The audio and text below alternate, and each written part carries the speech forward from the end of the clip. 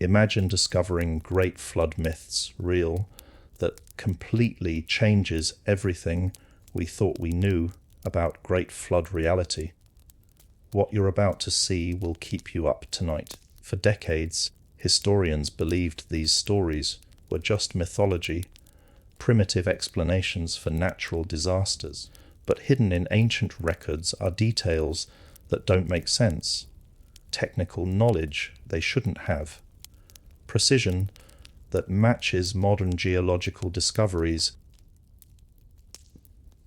things ancient peoples couldn't have known unless they actually witnessed them. Recent discoveries about great flood myths real revealed something shocking. These weren't exaggerations.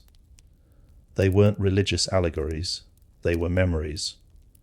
Real memories of real events that transformed the entire planet. Events so catastrophic that every culture on Earth, separated by oceans and millennia, told the same story.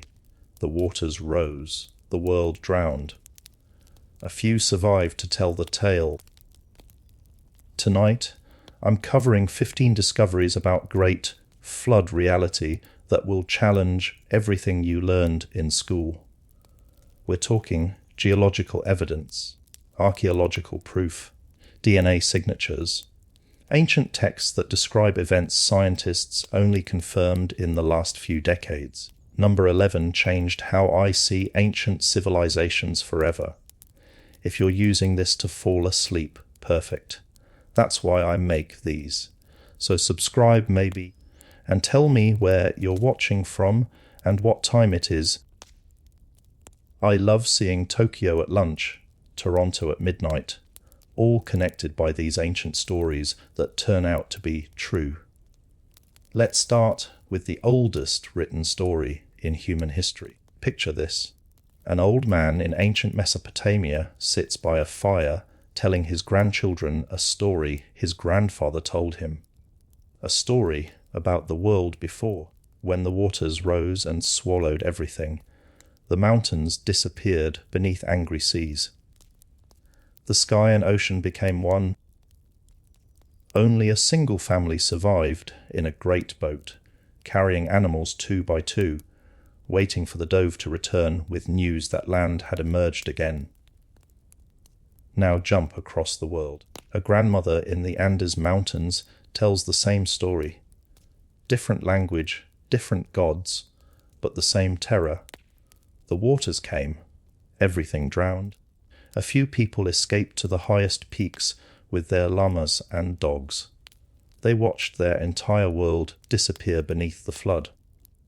Jump again. An elder in the Pacific Northwest, then India, then China, then Greece, then Aboriginal Australia. Over and over and over, the same story, a great flood. Nearly everyone dies. A handful of survivors. The world remade. This isn't coincidence. This is memory. There are over 200 cultures around the world, on every inhabited continent, that have flood myths. Not just any flood stories. The same flood story. The details are so similar it's genuinely unsettling. A catastrophic deluge that covers the earth. Divine warning given to a chosen few. People and animals saved in a boat or by climbing to mountaintops. The waters recede. Humanity starts over. For centuries, scholars assumed these were just myths. Universal stories that primitive peoples invented to explain scary natural disasters. Floods happen, right? Rivers overflow. Tsunamis hit coastlines. Ancient people experienced these events and exaggerated them into world-ending catastrophes. Makes sense, except it doesn't, because the flood myths aren't describing rivers overflowing. They're describing something much bigger, much more specific. And here's where it gets weird. They're describing the exact same event. The Greek myth says the flood lasted 9 days and 9 nights. The Mesopotamian version says 7 days and 7 nights. The Chinese flood myth talks about waters that wouldn't recede for generations. The Aztec legend describes 4 previous worlds, all destroyed by floods. Native American tribes from the Pacific Northwest to the Great Plains all have flood stories featuring the same basic elements: rising seas, drowning lands, desperate survivors, a world that was lost. You know that feeling when you hear a song and can't remember where you learned it, but somehow you know all the words. That's what these flood myths are. Humanity singing the same song without knowing why we all know the lyrics. Let's look at the patterns, because when you line them up, the similarities become impossible to ignore. The Mesopotamian flood story, recorded in multiple versions, the earliest dating back nearly 5,000 years. A god warns a righteous man that a flood is coming. Build a boat. Specific dimensions. Seal it with pitch. Bring your family. Bring animals. The flood comes exactly as warned. Waters cover everything. Months pass. A bird is sent out to find land. It returns. Sent again. Returns with a branch. Sent a third time. Doesn't return. Land has emerged. The survivors leave the boat. Make offerings. The gods promise never to flood the world again. The biblical story of Noah. Same structure. Warning from God. Specific boat dimensions. Family saved. Animals taken aboard in pairs. Flood covers the earth. Mountains submerged. Raven sent out first. Then a dove. The dove returns with an olive branch. Waters recede. Noah and family repopulate the world. God sets a rainbow as a promise. The Hindu story of Manu. A fish warns Manu that a great flood is coming. The fish grows enormous. Manu builds a boat and ties it to the fish. The flood comes. The fish guides the boat to a mountain peak. Manu survives. He becomes the ancestor of humanity. The Greek story of Deucalion and Pyrrha. Zeus decides to destroy humanity with a flood.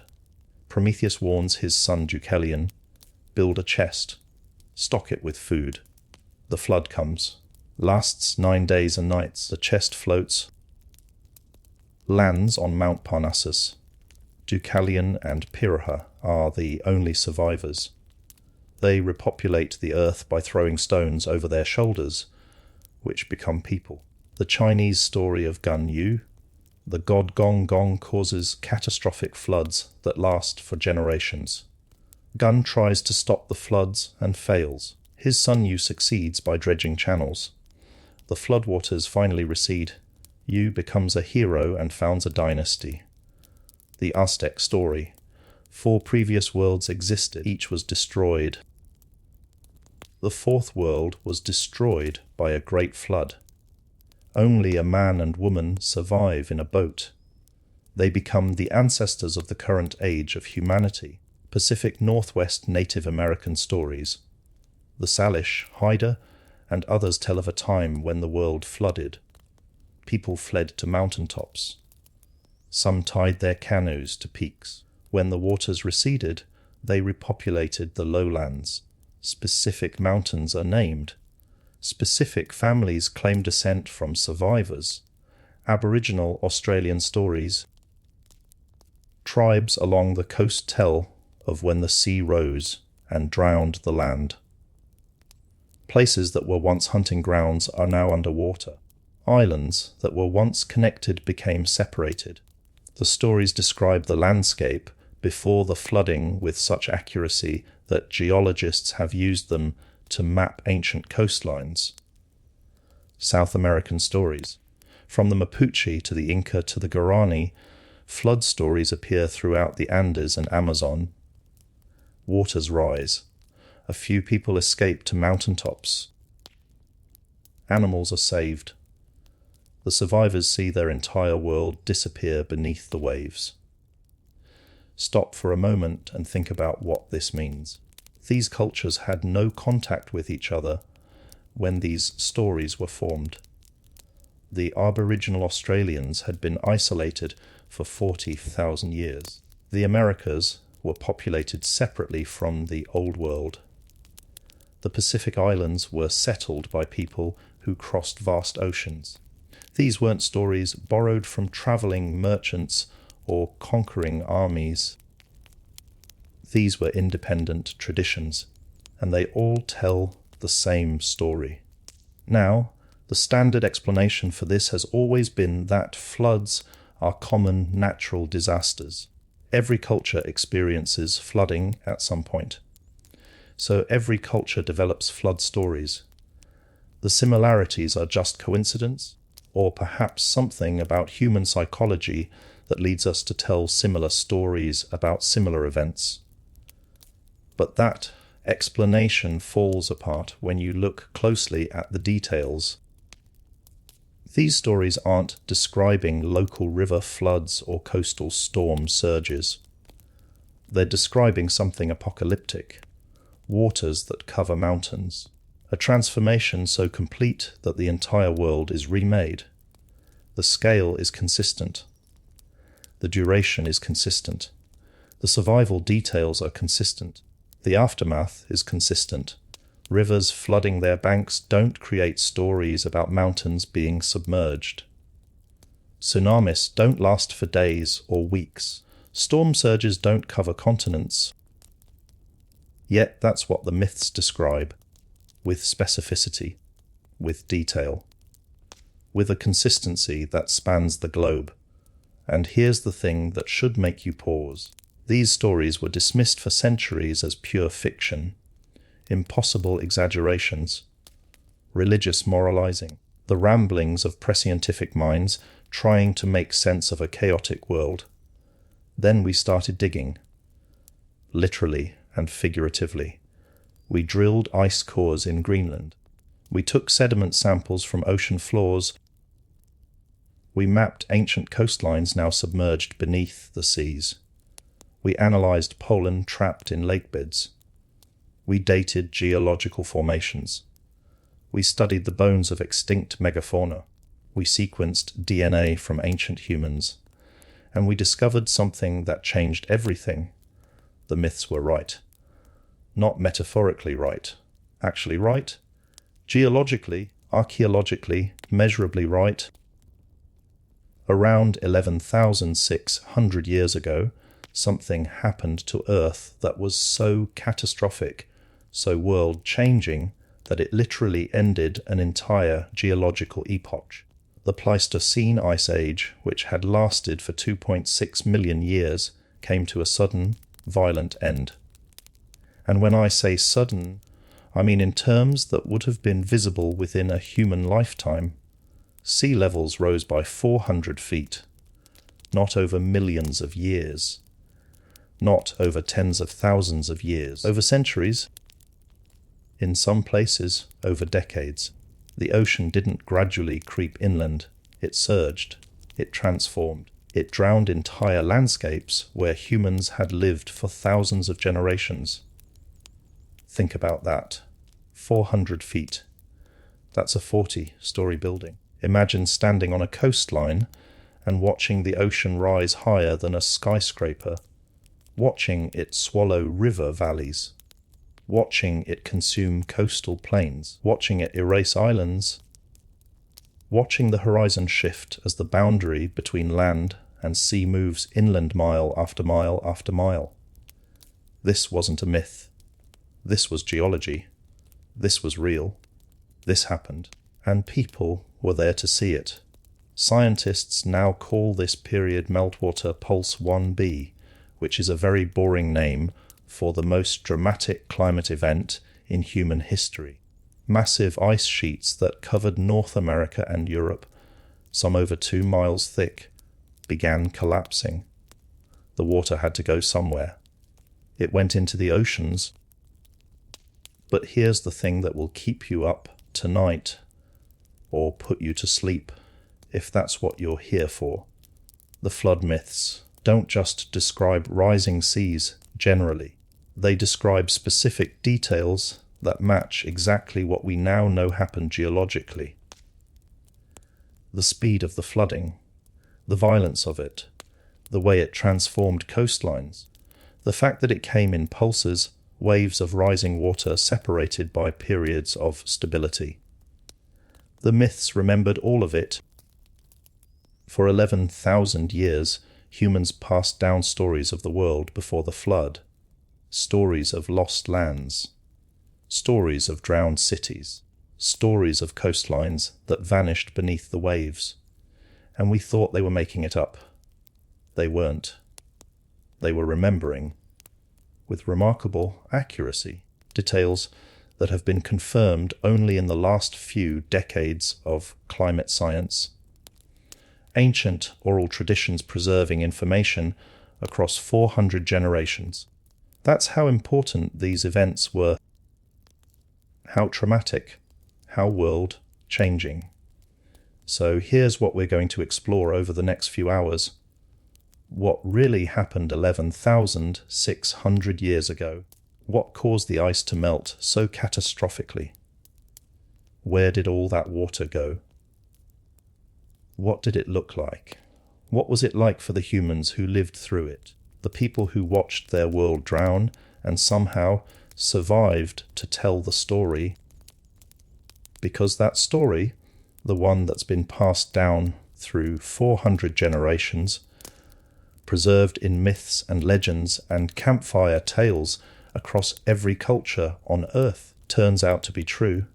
The Great Flood myths were real, and the evidence is written in stone, in sediment, in the bones of drowned animals, in the ruins of settlements now hundreds of feet underwater, in ice cores drilled from Greenland glaciers, in pollen grains from lake beds, in the DNA of every human alive today. Every person reading this, every person alive today, descends from the survivors of the great floods. We are all flood survivors. Our ancestors saw the world transform. They watched coastlines drown. They fled to higher ground. They adapted to a world remade by water. And they remembered. They told the story to their children, who told their children, who told their children, across centuries and millennia, until those memories became myths. But they weren't myths. They were history. So let's find out what actually happened. Let's trace the evidence. Let's visit the places that drowned. Let's understand the geology that transformed our planet. Let's connect the scientific discoveries to the ancient stories. Let's see how closely the myths match the reality. And let's start with the oldest written story in human history. Not just one of the oldest, the actual oldest. The one that gave rise to so many others, the one that was carved into clay tablets 40 centuries ago by scribes in ancient Mesopotamia, who were themselves recording stories that were already ancient. The Epic of Gilgamesh, not just ancient, the oldest, the absolute oldest written story in human history. It sat buried in the sand of northern Iraq for over 2,000 years. Thousands of clay tablets, each inscribed with wedge-shaped marks pressed into soft clay before being baked hard. The cuneiform script of ancient Mesopotamia, a language nobody could read, stories nobody could understand. Then, in 1849, an English archaeologist named Austin Henry Layard arrived in a place called Nineveh, the ruins of an ancient Assyrian city on the banks of the Tigris River. He'd come looking for antiquities. What he found would change everything we thought we knew about ancient literature, ancient mythology, and ancient history. He found a library, the royal library of King Ashurbanipal, who ruled the Assyrian Empire around 650 BCE. But this wasn't a library in the sense we understand it. No bound books, no paper scrolls, just room after room filled with tens of thousands of clay tablets. Some intact, most broken into fragments, all covered in cuneiform writing that nobody alive could decipher. Layard and his colleague Hormuzd Rossam excavated the site and shipped crates of these tablets back to the British Museum in London, where they sat in storage for decades, waiting for someone to figure out how to read them. That someone was George Smith, a banknote engraver by profession, self-taught in cuneiform, obsessed with ancient Mesopotamia. He worked at the British Museum in his spare time, helping to catalogue and organise the tablets from Nineveh. And in 1872, while examining a particularly interesting fragment, he made a discovery that would shock the world. He was reading a flood story, an ancient flood story, but not just any flood story. This one predated the Bible by over 1,000 years, and the details were remarkably similar. Smith's hands reportedly shook as he translated the text. The story told of a man named Utnapishtim. The gods decided to destroy humanity with a great flood, but one god E warned Utnapishtim. He told him to tear down his house and build a boat, to bring his family aboard, to bring every living creature 2 by 2. The flood came. It raged for 7 days and 7 nights. Waters covered everything.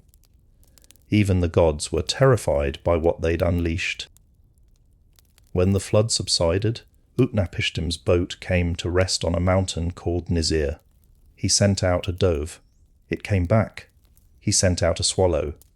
It came back. He sent out a raven. It didn't return. Land had emerged. Utnapishtim left the boat, made offerings to the gods, and the gods granted him immortality for his faithfulness.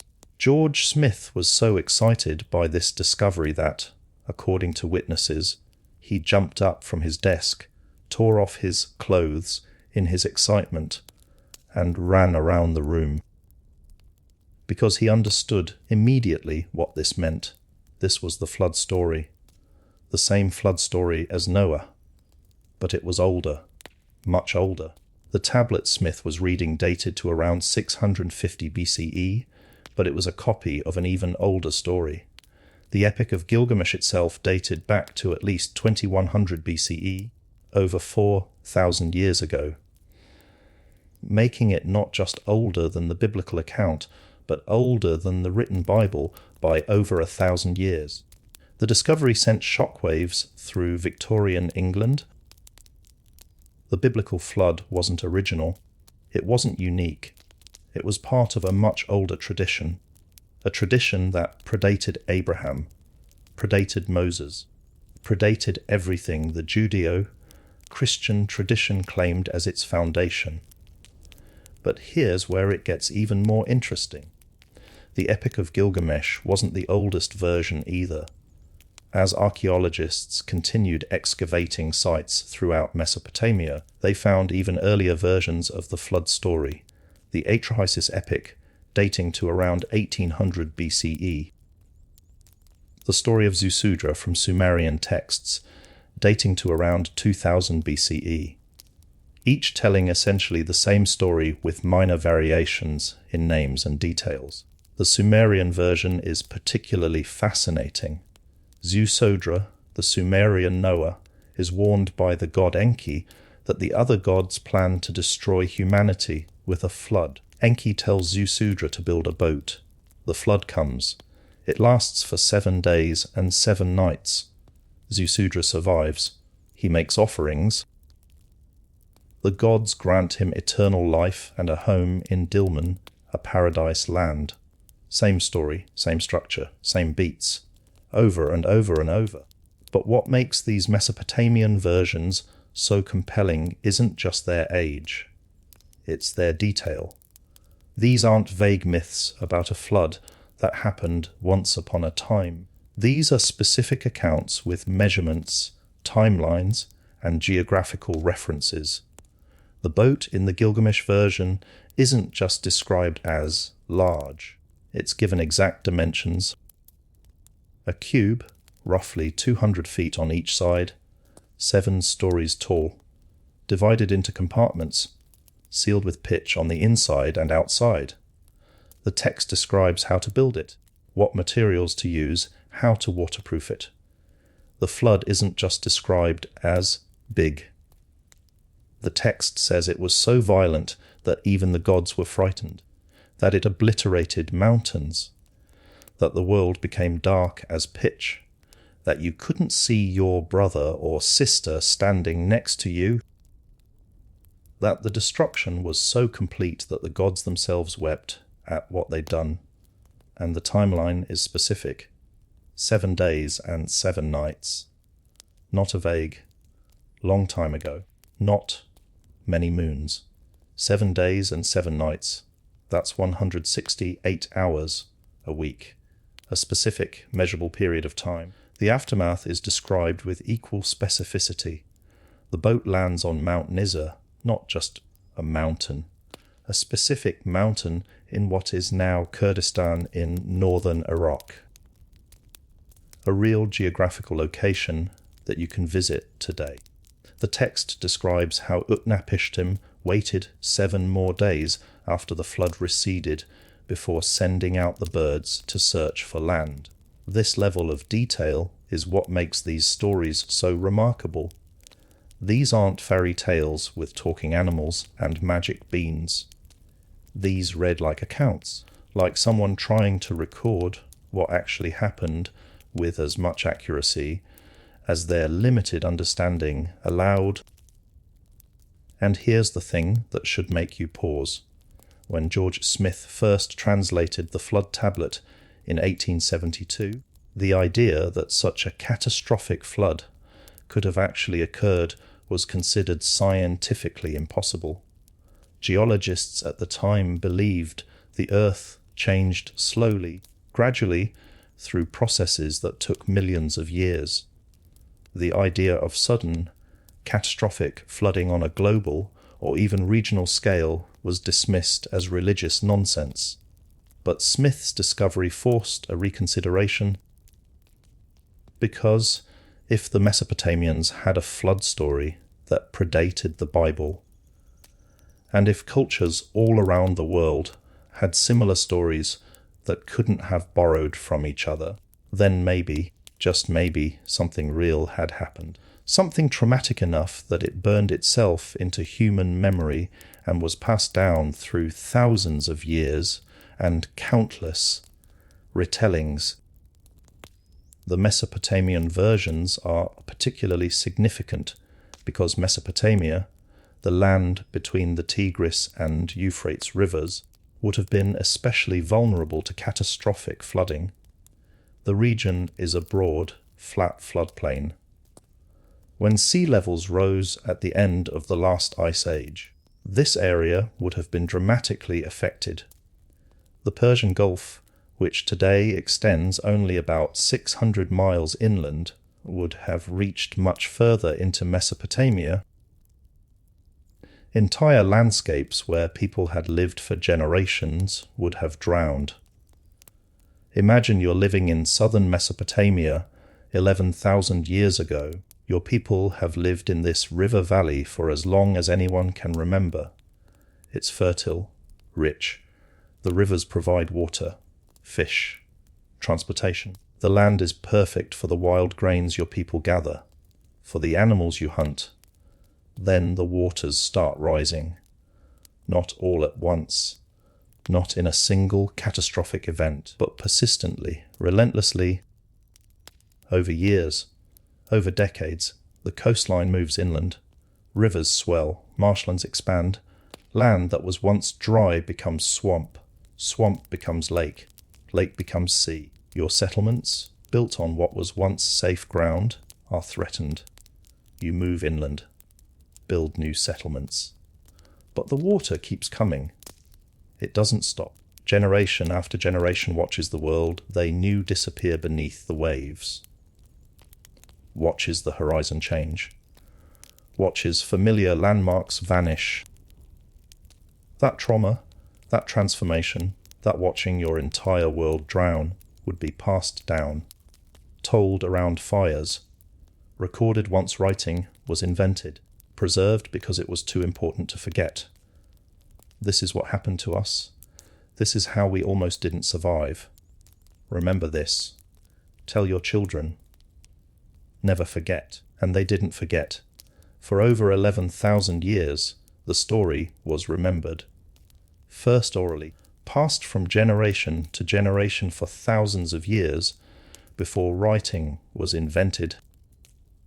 Then carved into clay tablets, copied and recopied by scribes who understood they were preserving something ancient and important, until Layard dug them up and Smith translated them, and the world realized that these weren't myths.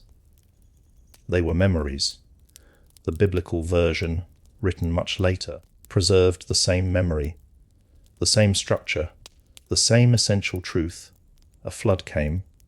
It was catastrophic. It destroyed the world as people knew it.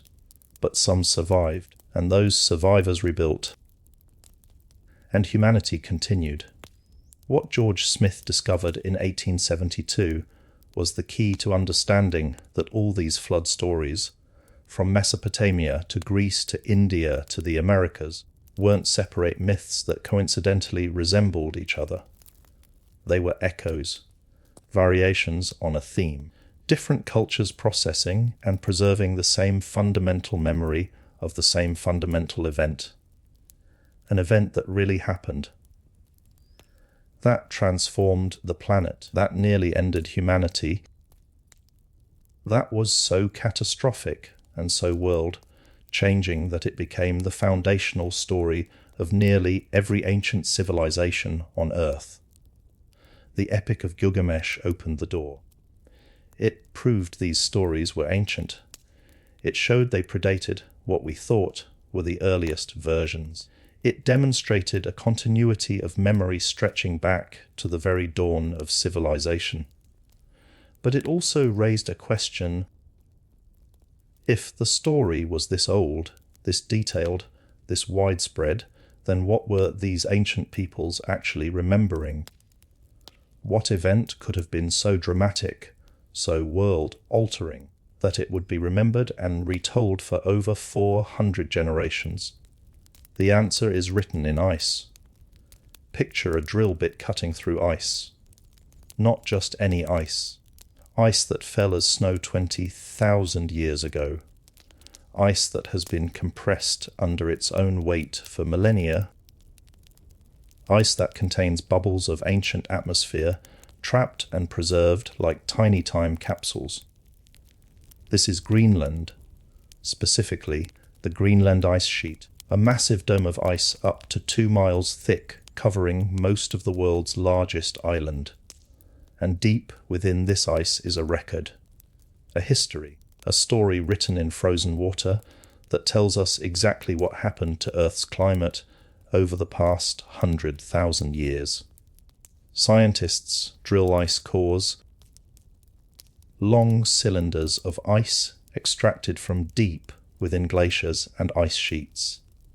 They drill down through layers representing thousands of years of accumulated snowfall. Each layer preserves information about the year it fell.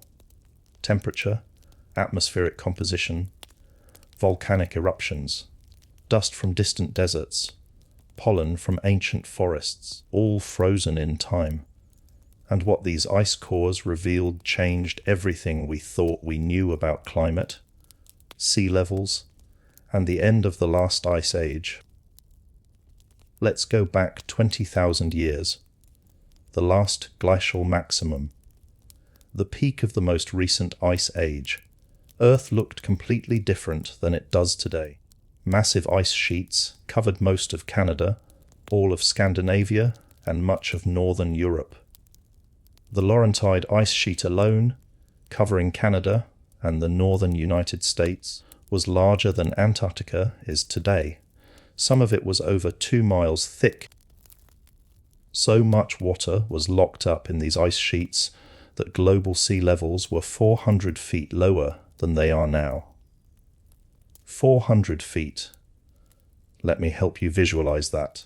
If you were standing on the coast of what is now New York City 20,000 years ago, the Atlantic Ocean would have been 100 miles away. The entire continental shelf, now underwater, was dry land. You could have walked from England to France. Ireland was connected to Britain. Australia and New Guinea were one landmass. Japan was connected to Asia. Indonesia was a vast subcontinent called Sundaland, twice the size of India, now mostly submerged. The coastlines were completely different, and people lived on these now drowned lands. Hunter-gatherers. Small bands of humans who had adapted to Ice Age conditions. They built settlements along rivers, near coastlines, in fertile valleys that are now hundreds of feet underwater. These were prime real estate during the Ice Age. Coastal areas with access to marine resources. River valleys with reliable water and game. These weren't marginal lands. These were the best places to live, and people lived there for thousands of years. Then, around 19,000 years ago, something changed. The ice started melting. Not all at once. Not in a smooth, gradual process, but in fits and starts, periods of rapid melting interrupted by periods of stability or even re-cooling. The ice cores show this clearly. Temperature swings of 10 degrees Celsius or more happening over just a few decades. Climate shifts that would normally take thousands of years happening in the span of a single human lifetime. The period from about 19,000 years ago to 11,000 years ago is called the deglaciation. The transition from the last ice age to the current interglacial period we're living in now. And it was violent, chaotic, catastrophic for anyone living through it. The first major pulse of sea level rise happened around 14,600 years ago. Meltwater Pulse 1A. Sea levels rose by about 50 feet in just 500 years. That's about 1 foot per decade. Doesn't sound like much, does it? 1 foot every 10 years. But imagine you're living on a coastal plain. Your settlement is a mile from the ocean. In your lifetime, 50 years, the ocean moves 5 feet closer. Your children see it move another 5 feet. Your grandchildren watch the waves creep closer. By the time your great-grandchildren are adults, the ocean has risen 30 feet and moved half a mile inland. Settlements abandoned. Fishing grounds drowned. River estuaries transformed. The landscape your great-grandfather knew is gone, swallowed by the sea, and it's not stopping. Your descendants will watch it continue. The water keeps rising. The horizon keeps moving. The land keeps shrinking. That's Meltwater Pulse 1A. 50 feet in 500 years. Traumatic. World-changing, but still gradual enough that populations could migrate inland, adapt, survive. Then came a period called the Younger Dryas. Around 12,800 years ago, the warming suddenly stopped. Temperatures plunged. Ice sheets that had been melting actually started growing again. This cold period lasted for about 1,200 years, a brutal 1,000-year winter in the middle of the warming trend. Scientists aren't entirely sure what caused the Younger Dryas. The leading theory involves a massive freshwater outflow from melting ice sheets disrupting ocean currents, particularly the Gulf Stream. Whatever the cause, it meant another millennium of Ice Age conditions. Glaciers advanced. Temperatures dropped. Human populations struggled. And then, around 11,600 years ago, it ended, abruptly. Dramatically, the ice cores showed temperature shooting up by 10 degrees Celsius in just a decade or two. That's apocalyptic level climate change. Imagine your local climate shifting from Seattle to Southern California in 15 years. From London to Rome in a generation. The ice sheets, which had been stable or even growing during the Younger Dryas, suddenly began collapsing, not melting gradually from the edges, collapsing, massive chunks of ice breaking off into the ocean, ice cliffs calving into the sea, glacial lakes dammed by ice walls suddenly bursting through and releasing torrents of water. This is Meltwater Pulse 1b, and this is when things got really catastrophic. The exact magnitude of Meltwater Pulse 1b is still debated among scientists. Some estimates put it at another 50 to 60 feet of sea level rise over just a few centuries. Others suggest it might have been even more rapid, but what's not debated is that it happened. The ice cores prove it. The sediment records prove it. The evidence is overwhelming. Let's talk about what this actually looked like, what it meant for the people living through it. The mechanism of rapid sea level rise during deglaciation isn't just ice melting slowly like an ice cube in a glass of water. It's much more violent than that. Ice sheets develop these things called ice streams, fast moving rivers of ice flowing from the interior of the sheet to the edges. When these ice streams reach the ocean, they form ice shelves, floating platforms of ice extending out over the water. These ice shelves act like buttresses. They hold back the ice behind them. But when the climate warms, these ice shelves start breaking apart, and when they do, the ice behind them, no longer held in place, accelerates. It flows faster into the ocean, and when ice that was sitting on land enters the ocean, sea level rises. This is what happened to the Laurentide ice sheet. Massive ice shelves in Hudson Bay and along the eastern coast of Canada began disintegrating. The ice behind them surged into the Atlantic. Sea level rose, not smoothly, in pulses, in surges, years of relative stability followed by periods when the ocean rose multiple feet in a single decade. And it wasn't just the ice sheets. When ice masses this large begin collapsing, they can trigger additional climate effects. The sudden influx of cold freshwater into the ocean disrupts ocean currents. This changes weather patterns globally. It affects rainfall, temperature, wind patterns. The entire planet's climate system is thrown into chaos. There's also evidence of megafloods. Glacial lake Agassiz, for example, a massive lake that formed south of the Laurentide ice sheet, dammed by ice to the north. At its maximum, it was larger than all the Great Lakes combined. And when the ice dam failed, which it did repeatedly as the ice sheet retreated and re-advanced, the lake drained catastrophically.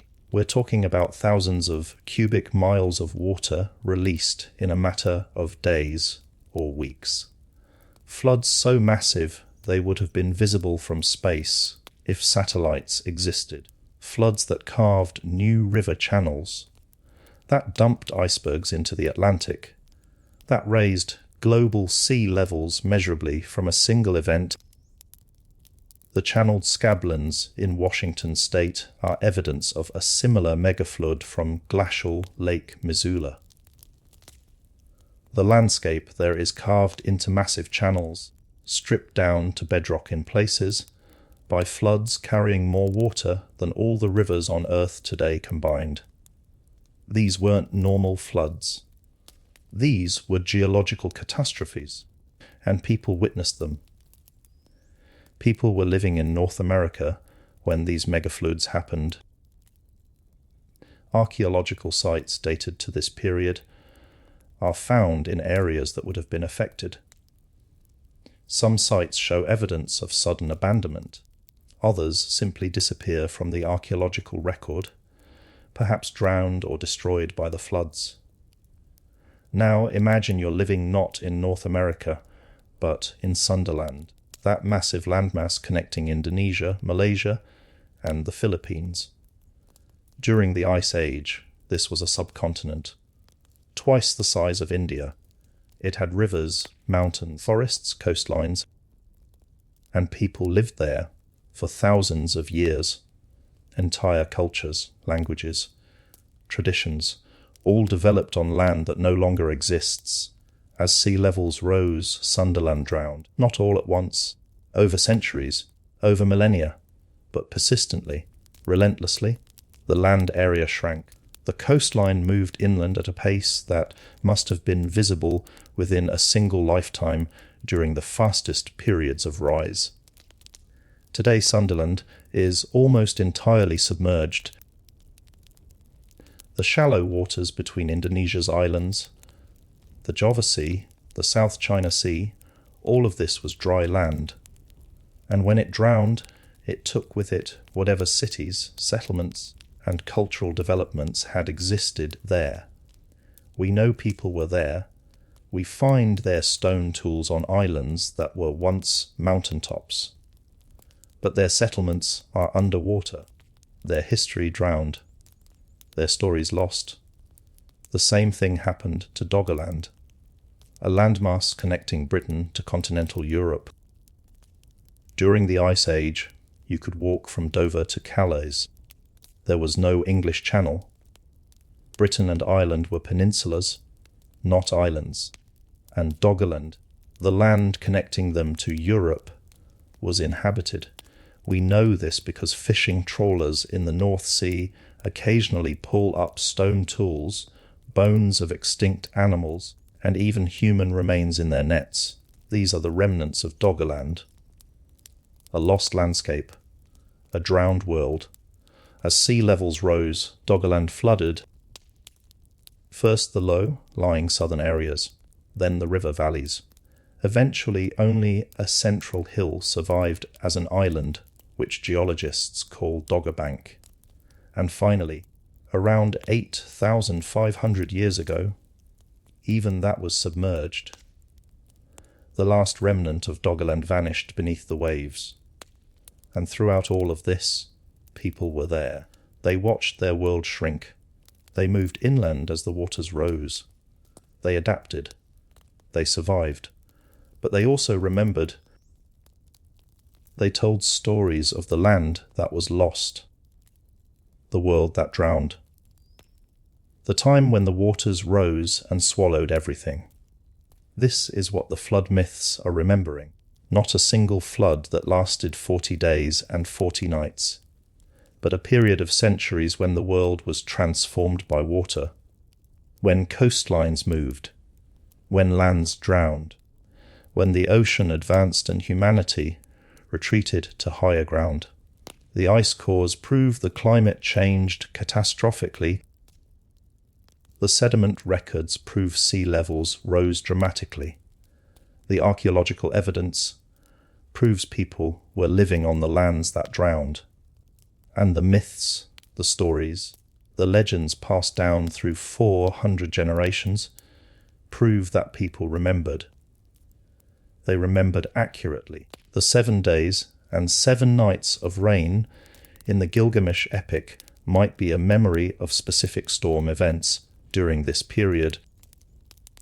The waters covering mountains might reflect the fact that during the peak of the flooding, entire islands and hills did disappear beneath rising seas. The ark landing on a mountain might represent survivors retreating to high ground as the lowlands flooded. These weren't exaggerations. They were attempts to describe, using the limited understanding and language available, events that were genuinely apocalyptic in scale. The end of their world. The drowning of the lands they knew. The transformation of the entire planet's geography. And here's what should keep you awake tonight, or lull you to sleep, depending on what you're here for. This isn't speculation. This isn't alternative history or fringe theory.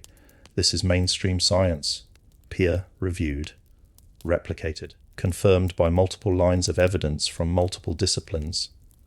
The great floods happened. The ice melted. Sea levels rose 400 feet.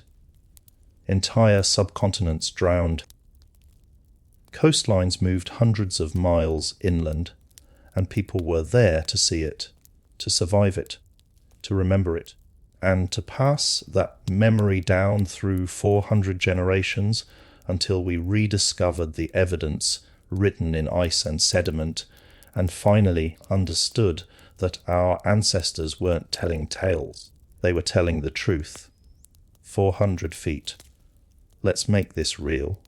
Let's make this tangible, because numbers on their own don't convey the scale of what happened. Stand at sea level in Lower Manhattan today. Now look up. The observation deck of One World Trade Center is 254 feet above you. That's 30 floors. 400 feet is about where the 40th floor would be on that building. Now imagine the ocean rising to that level. Imagine the Statue of Liberty submerged to her shoulders. Imagine waves lapping at the 40th floor of skyscrapers. That's 400 feet. Of course, Manhattan didn't exist 20,000 years ago. If you were standing where Manhattan is now during the last glacial maximum, you'd be standing on dry land 100 miles from the ocean. The entire continental shelf was exposed. The Hudson River didn't empty into the bay. It cut a deep canyon across the exposed shelf and emptied into the Atlantic 100 miles offshore. When sea levels rose 400 feet, that entire continental shelf flooded. The Hudson Canyon filled with seawater. The coastline moved inland.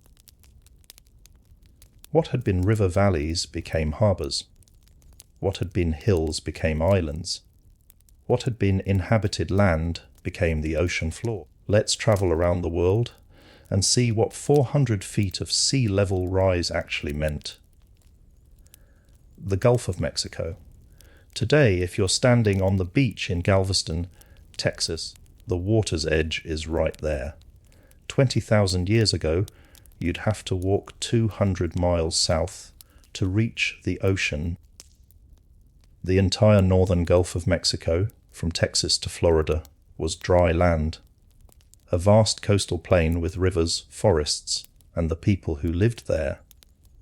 As sea levels rose, this plain flooded, slowly at first, then faster during the meltwater pulses. Today, that entire landscape is underwater.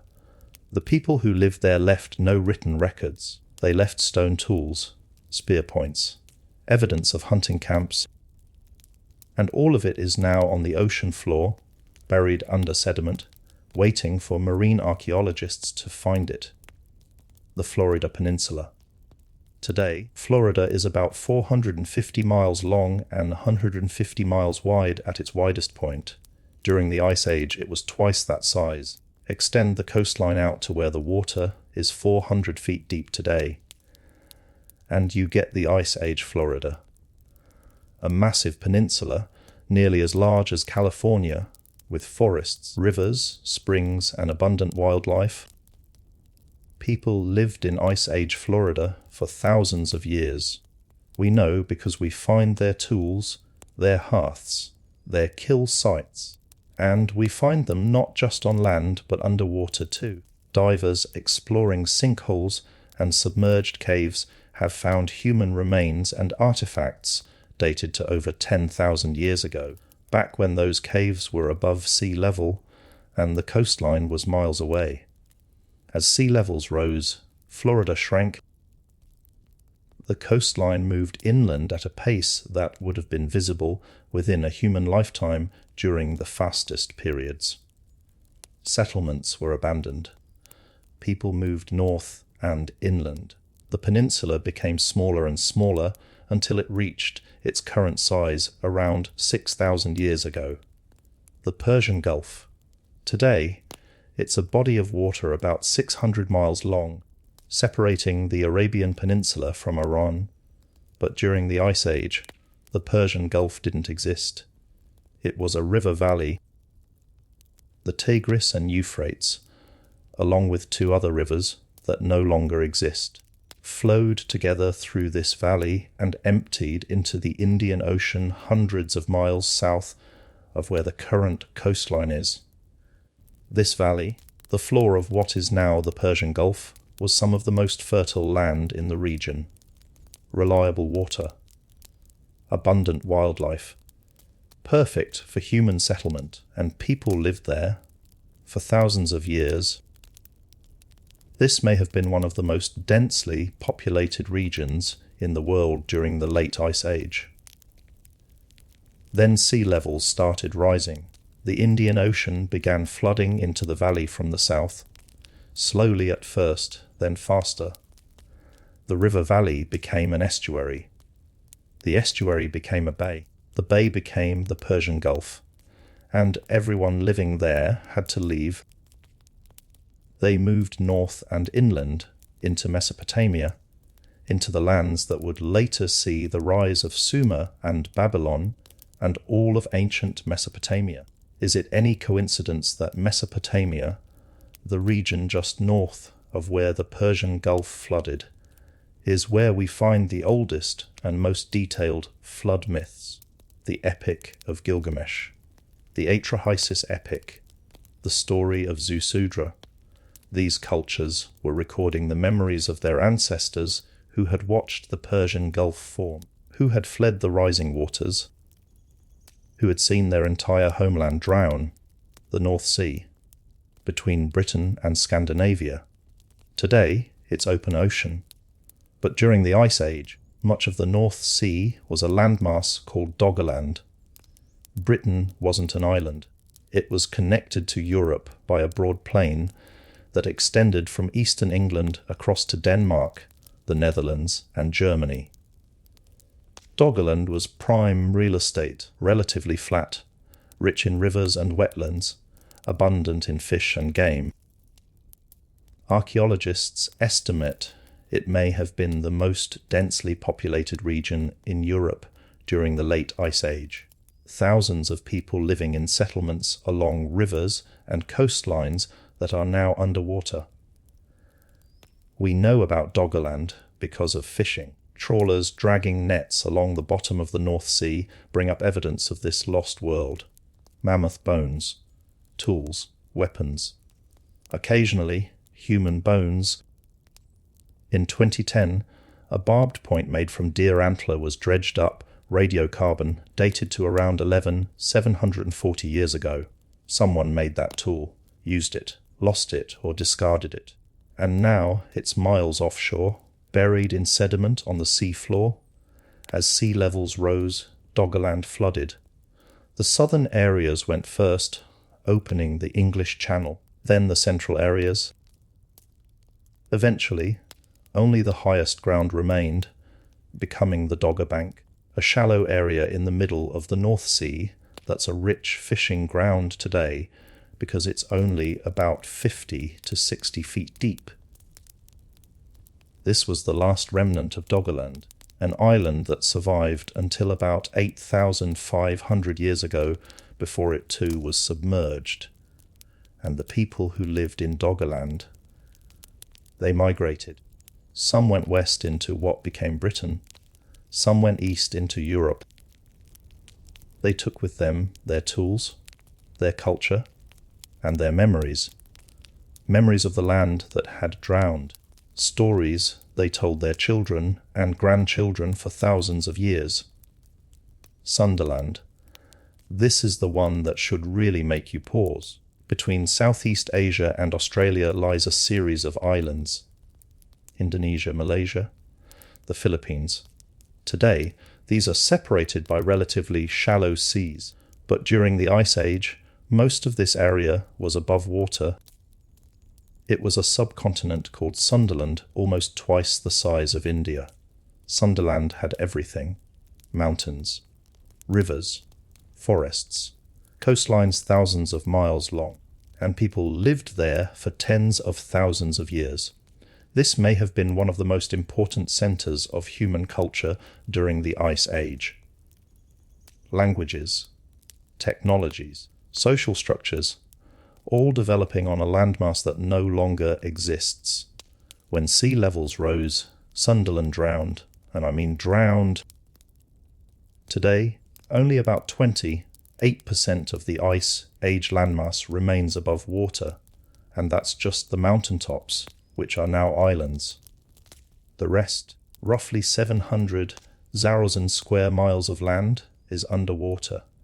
To put that in perspective, that's like submerging everything from Los Angeles to New York, from Canada to Mexico, and leaving only the Rocky Mountains and Appalachians as island chains. Everything else underwater. All the cities, all the settlements, all the history, gone. We have no written records from Sundaland. Writing wasn't invented yet. But we know people were there. We find stone tools on islands that were once mountaintops.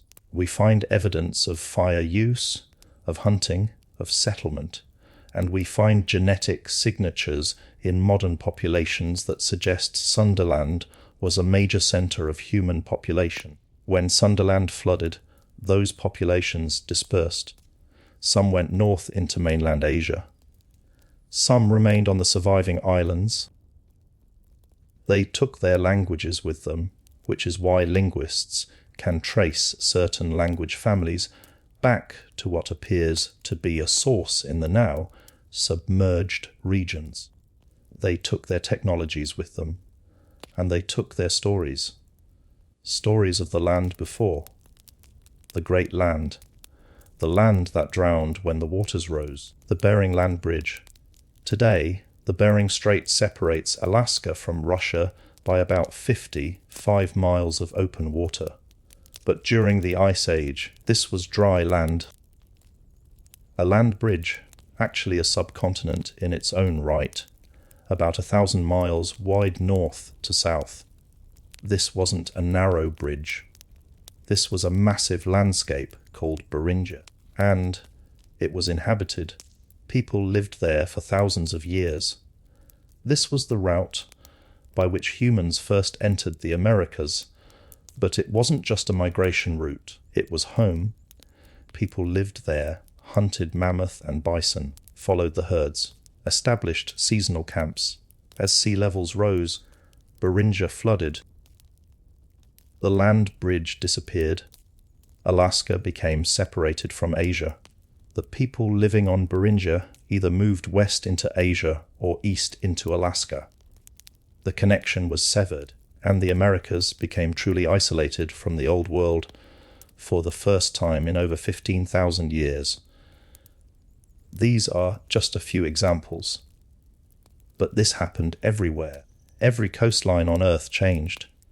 Every low-lying area flooded. Every river valley transformed. The world was remade by water. And it wasn't just coastlines. Inland areas were affected too. As ice sheets melted, massive lakes formed. Some of these lakes drained catastrophically, causing megafloods that reshaped entire regions in days. Others simply rose and expanded, drowning surrounding lands. In Africa, many of what are now dry regions were lakes during and immediately after the Ice Age. Lake Chad, for example, was once a massive inland sea covering nearly 150,000 square miles. Today, it's a fraction of that size. As the climate changed and water levels dropped, the people living around the lake had to adapt. Some moved. Some stayed. All of them remembered the time when water was abundant and the lakes were full. In Australia, the Aboriginal peoples have oral traditions describing coastlines that are now underwater. They tell of times when you could walk to what are now islands, times when certain areas now submerged were hunting grounds, and when archaeologists and geologists map the ancient coastlines, they match the Aboriginal stories. The stories are accurate. They're describing geography that hasn't existed for over 7,000 years. Let that sink in. 7,000 years of oral tradition, passing down accurate information about coastlines and landscapes that disappeared beneath the sea. That's about 350 generations of storytelling. That's how important these memories were, how deeply the experience of watching the world flood affected the people who lived through it. Now imagine you're one of those people. You're living on the coast during one of the rapid phases of sea level rise, maybe during Meltwater Pulse 1A, around 14,600 years ago, or during Meltwater Pulse 1B, around 11,600 years ago. You're not a scientist. You don't know about ice sheets or climate or sea levels. All you know is that the ocean is coming. Every year, the high tide mark is a little further inland than it was before. Every generation, the coastline moves. Landmarks disappear. Islands become submerged at high tide. Areas that were once high and dry become marshland. Marshland becomes open water. Your grandparents tell stories of how the coastline used to be miles away, how certain landmarks, now underwater, were once places where they hunted or fished. You tell your own children about places you remember that are now gone, and your children will tell their children about the land that you knew, which will be even more diminished by the time they're adults. This isn't gradual in the sense of being imperceptible. This is gradual in the sense that it takes generations, but within any given lifetime, the changes are visible, undeniable, and unstoppable. You watch your world shrink. You watch the waters advance. You adapt or you die. And you remember, because forgetting would mean not preparing your children for the world they'll inherit. A world where the only constant is that the waters will keep rising. Where the only certainty is that the land you know will not be the land your descendants know. 400 feet of sea level rise. Entire subcontinents drowned. Coastlines moved hundreds of miles. Millions of square miles of inhabited land submerged. And we wonder why every ancient culture has flood stories. We wonder why these myths are so similar. We wonder why they're so detailed and specific. They're not myths. They're accurate historical accounts of the most dramatic transformation of Earth's geography in human history.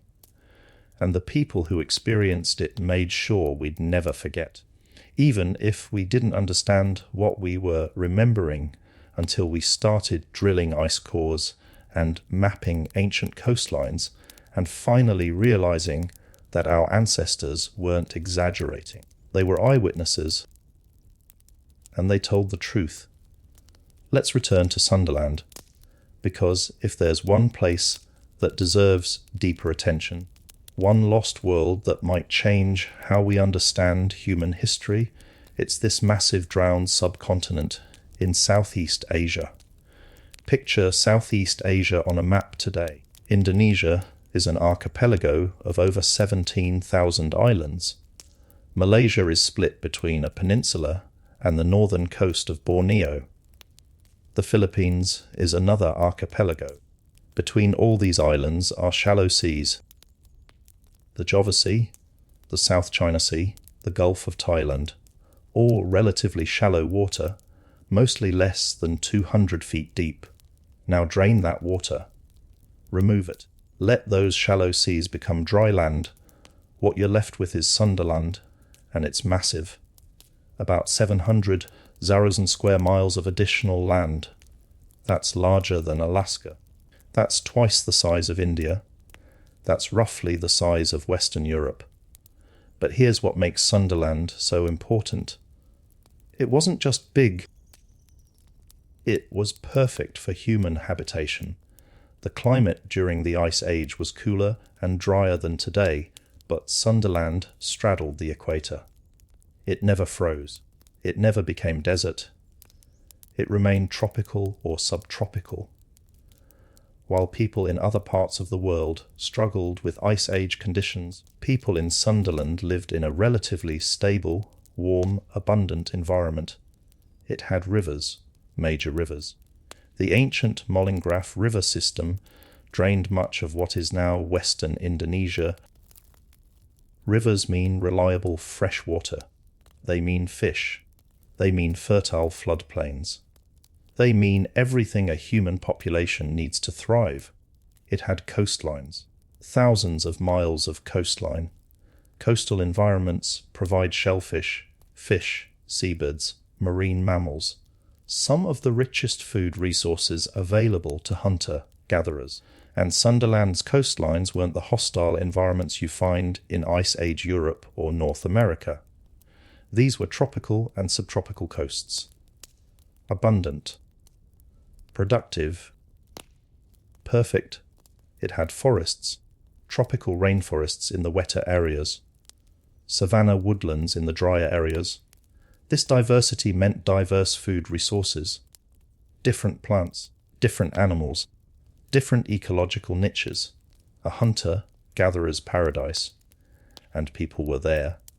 We know because we find their traces, stone tools on what are now islands but were once hilltops in the Sundaland landscape, archaeological sites showing continuous human occupation going back tens of thousands of years, genetic evidence in modern populations showing that Southeast Asia was a major center of human population during the Ice Age. Some researchers suggest Sundaland may have been one of the most densely populated regions on Earth during the late Ice Age, while populations in Europe, North America, and Northern Asia were small and struggling with harsh conditions. Populations in Sundaland may have been large, stable, and developing complex cultures. Think about what that means. For potentially tens of thousands of years, a massive human population lived on a landmass that no longer exists.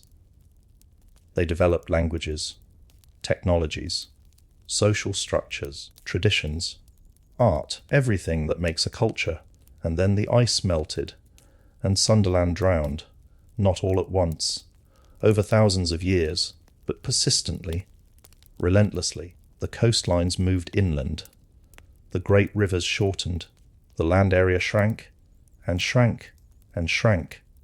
The flooding happened in stages. The low-lying coastal areas went first during the early phases of deglaciation around 19,000 years ago. Then, as sea levels continued to rise, larger and larger areas were submerged. The great central plain that connected what is now Malaysia, Sumatra, Java, and Borneo became smaller. Rivers became estuaries, hills became islands. During Meltwater Pulse 1A, around 14,600 years ago, sea levels rose about 50 feet in 500 years. For Sundaland, this was catastrophic, because much of Sundaland was low, lying. A 50-foot rise in sea level meant hundreds of miles of coastline moving inland. Entire regions, inhabited for thousands of years, disappeared beneath the waves.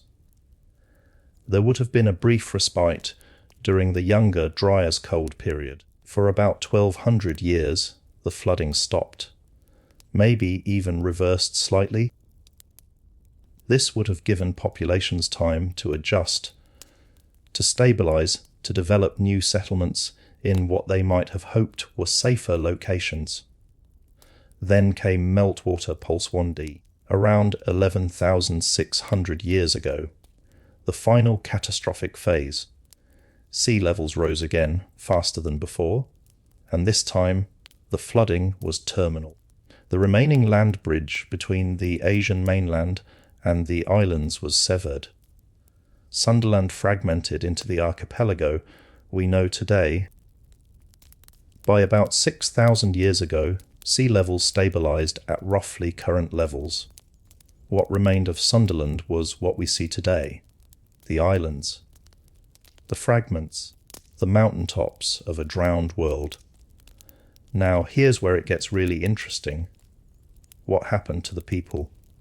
The potentially large, sophisticated populations that had lived on Sundaland for tens of thousands of years. They didn't disappear. They didn't all die. They migrated. They adapted. They survived. But they had to leave their homeland. They had to abandon settlements that their ancestors had inhabited for hundreds of generations. They had to watch their entire world drown. Some migrated north onto the Asian mainland. Genetic studies show population movements from Southeast Asia into East Asia and even into Oceania during this period. These weren't small groups. These were substantial populations bringing their genes, their languages, their technologies with them. Some remained on the surviving islands, places that had been highlands and mountains in the Sundaland landscape became the islands of Indonesia and the Philippines. The descendants of those who stayed are the modern peoples of Southeast Asia, and many of them have flood stories. Detailed flood stories. Stories of lands that drowned, of ancestors who fled rising waters, of worlds that were lost. The Orang Asli, indigenous peoples of Malaysia, have traditions speaking of a time when the islands were connected, when you could walk between lands that are now separated by water. The various Indonesian cultures have flood myths describing catastrophic inundations. The same themes appear again and again. The waters rose, the land drowned, a few survived. And here's something that should make you think. Some linguists and archaeologists have proposed that Sundaland may have been a major centre for the development of agriculture and advanced technologies. The theory goes that, as populations were forced together by the shrinking land area, they developed more intensive food production methods. They domesticated plants and animals. They developed new technologies for food processing and storage. When Sundaland finally fragmented and populations dispersed, they took these technologies with them. This could explain why agriculture appears to develop independently in multiple locations in East and Southeast Asia at roughly the same time, right after the end of the Ice Age. It wasn't independent development. It was the same technology spreading from a common source. A source that's now underwater. This is speculative. There's no way to prove it without underwater archaeology in regions that are now covered by seas, buried under thousands of years of sediment. But it's consistent with the evidence we do have. The timing is right. The genetic evidence supports population movements from the region. The flood myths are there. Let's talk about what was actually lost when Sundaland drowned, because this wasn't empty land. This was inhabited, developed, lived in land. Archaeological sites, settlements, camps, places where people lived for generations, all underwater. We occasionally find sites on the surviving islands that date back to the Ice Age, but these are just the highlands. The lowlands, where the best land was, where the major rivers were, where the largest settlements likely existed, are all submerged. Art. Imagine the rock art, the carvings, the symbolic objects that must have existed, lost, unless it happens to be on one of the surviving islands, or in caves that are now underwater, but haven't been destroyed by millennia of wave, action, and sedimentation. We'll never see it. Knowledge, languages that were spoken for thousands of years, gone, or transformed beyond recognition, technologies that took generations to develop, lost when the populations dispersed and the knowledge wasn't passed on or was integrated into other cultures, stories, myths, traditions, music, all the cultural elements that make a people unique, drowned with the land. And here's the really haunting part. We'll probably never fully know what was lost, because it's not just submerged, it's buried. Thousands of years of sediment have covered whatever remains. The currents, the tides, the storms, all have worked to break down and scatter any artifacts. The tropical environment means organic materials like wood, bone and plant remains have long since decayed. There could be entire cities down there. Cities in the sense of large, permanent settlements with substantial populations. We think of cities as a recent invention, appearing with agriculture and civilization around 6,000 years ago. But what if there were large settlements on Sundaland? What if the flooding destroyed not just scattered camps, but actual population centres? We'd never know. Not unless we undertook massive underwater archaeological surveys in areas that are now territorial waters of multiple countries, under hundreds of feet of water, buried under who knows how much sediment. Some brave researchers have tried. There have been attempts to do underwater surveys looking for evidence of ancient settlements on now submerged coastlines. And they've found things. Stone tools, evidence of ancient landforms, but it's difficult, expensive, and limited in scope. The area is just too vast. 700,000 square miles of submerged land. That's an impossible area to survey comprehensively with current technology and funding. But even without direct archaeological evidence from the sea floor, we can infer what was lost from what survived. The peoples of Southeast Asia today have sophisticated maritime traditions going back thousands of years. They were sailing between islands, navigating by stars and currents, long before Europeans figured out how to cross oceans. Where did that knowledge come from? Possibly from populations that were forced to become maritime cultures when their land drowned. When the islands separated, you either learned to sail or you remained isolated. The genetic diversity in the region suggests large, stable populations over long periods. That's consistent with a substantial population base in the Ice Age, not small, scattered groups. The linguistic diversity, with multiple language families in a relatively small geographic area, suggests long periods of independent development.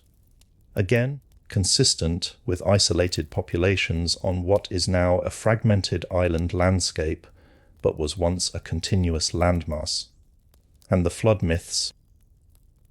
The persistent, detailed flood myths throughout Southeast Asia, the Pacific, and even extending into Oceania and Australia.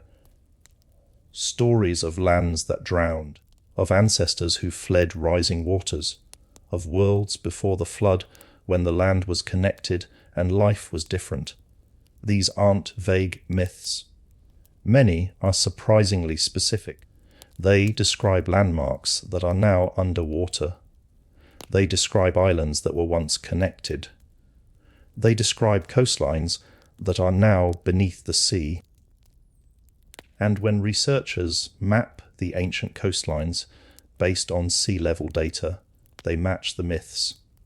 The Aboriginal Australians describe hunting grounds that are now underwater, and those locations are indeed submerged former coastal plains.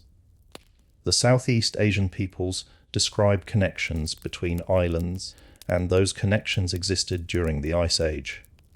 7,000 years of oral tradition. 350 generations, passing down accurate geographic information about a world that no longer exists. Because that world mattered. Because forgetting would mean losing connection to ancestors, to origins, to identity. The drowning of Sundaland wasn't just a geological event. It was a human catastrophe on a scale we can barely imagine. It was the destruction of potentially one of the most important centers of human culture during the Ice Age. It was the forced migration of potentially millions of people over thousands of years. It was the loss of languages, technologies, traditions, and knowledge that had accumulated over tens of thousands of years, and it shaped the world we live in today. The peoples of Southeast Asia, East Asia, and the Pacific are all descended from those who survived the drowning of Sundaland. Their migrations, their adaptations, their cultural developments, all influenced by that original trauma, that original loss, that watching their world disappear beneath the waves, and having to build new worlds on the fragments that remained. When we talk about the great floods, about the flood myths being real, this is what we're talking about. Not a single flood that lasted 40 days, but thousands of years of persistent, unstoppable inundation. Entire regions, entire worlds drowned. And the survivors remembered. They made sure their descendants would know, would understand, would never forget that we came from a world that drowned, and that we survived. Sundaland is just one example, the most dramatic because of its size and potential importance, but the same story played out everywhere. Doggerland in Europe, the Persian Gulf, the continental shelves off North America, the lands around Australia. Everywhere humans lived near coastlines, they watched those coastlines move, watched the land shrink, watched their world transform, and everywhere they remembered. Because remembering was survival. Remembering meant understanding that the world can change, that what seems permanent isn't, that water can rise, that land can drown, and that when it does, you adapt or you die. We are all the descendants of the ones who adapted, who remembered, who survived. Now let's move from Southeast Asia to Europe, to the North Sea, to a lost world that's much closer to what we think of as Western civilization. A lost world called Doggerland. Look at a map of northwestern Europe today. Britain is an island. Ireland is an island. They're separated from mainland Europe by the English Channel and the North Sea. This feels natural to us. Britain has always been an island, right? Island nation, maritime culture, separated from Europe by water. That's just how it is. Except it hasn't always been that way. Not even close. 20,000 years ago, during the last glacial maximum, there was no English Channel. There was no Irish Sea as we know it. Britain and Ireland were part of the European mainland. You could walk from London to Amsterdam, from Wales to Ireland, from Scotland to Scandinavia, all dry land. The area now covered by the southern North Sea was a landscape called Doggerland. And it wasn't just a narrow land bridge. It was a country, a region about the size of modern England, flat, crisscrossed with rivers, dotted with lakes and marshes, home to forests, grasslands, and an abundance of wildlife. And people lived there. For thousands of years, Doggerland may have been one of the most densely populated areas in Europe during the late Ice Age. The landscape was perfect for hunter-gatherers. Rivers meant fish and fresh water. Wetlands meant waterfowl and edible plants. The forests meant game animals. The climate, while cold by today's standards, was milder than the glaciated areas to the north. We know about Doggerland because of an accident of geography and modern fishing practices. The North Sea is shallow. Most of it is less than 300 feet deep. Fishing trawlers drag heavy nets along the bottom, scooping up everything in their path. And occasionally, They bring up more than fish. Bones. Mammoth bones, woolly rhinoceros bones, reindeer antlers, and human artifacts, stone tools, worked wood, barb points made from deer antler, even human remains, all dredged up from the seafloor, evidence of the world that existed before the flooding. One of the most significant finds came in 2010. A fisherman named Pilgrim Lockwood, working out of Great Yarmouth, pulled up a peculiar object in his nets, a pointed blade made from deer antler, about 9 inches long, with barbs carved along one edge. He recognized it might be significant and reported it to archaeologists. The artifact was carbon dated to around 740 years ago. That's right at the end of the Younger Dryas, when the final catastrophic flooding of Doggerland was about to begin. Someone made that tool, carefully carved those barbs, used it to hunt or fish, and then lost it or discarded it in a place that is now 40 miles offshore, under 120 feet of water. That single artifact tells a story. It tells us people were living on Doggerland until the very end. It tells us they had sophisticated tool, making technology. It tells us they were hunting and fishing successfully enough to support a population. And it tells us that all of that was swept away when the waters rose. Based on finds like this, archaeologists have pieced together a picture of Doggerland. It was inhabited by Mesolithic hunter-gatherers. They lived in small groups, moving seasonally to follow game and take advantage of different food resources. They had sophisticated knowledge of their environment. They made tools, built shelters, created art, and passed down traditions. And then the ice started melting, and Doggerland began its slow drowning. The flooding happened in stages, just like Sundaland. The southern areas went first. Around 16,000 years ago, what is now the English Channel started forming as sea levels rose and water began flowing between the Atlantic and the North Sea basin. Britain became a peninsula, still connected to Europe through Doggerland to the north, but separated to the south. For thousands of years, Doggerland persisted. It shrank. The coastlines moved inland. Rivers that had flowed north into the North Sea basin became estuaries. Marshlands expanded, but it was still habitable. People adapted. They moved inland as the coasts flooded. They adjusted their settlements. They survived. During the Younger Dryas cold period, the flooding paused. There might even have been a slight reversal as water was locked up again in ice. This 1,200-year respite gave Doggerland's inhabitants a chance to stabilize. New generations were born who never knew the constant retreat from rising waters. Maybe they thought it was over. Maybe they thought they were safe. Then, around 200 years ago, something catastrophic happened. Something that turned a gradual flooding into a sudden catastrophe. Something that would be remembered in European flood myths for thousands of years. The Storegga Slide. Off the coast of Norway, underwater sediment deposits had accumulated for thousands of years. Massive amounts of sediment, made unstable by the changing pressures as ice sheets melted and sea levels rose.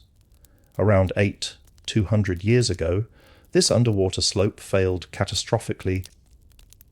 An area of seafloor about the size of Scotland, 180 miles long and 250 miles wide, slid down the continental shelf into the deep ocean.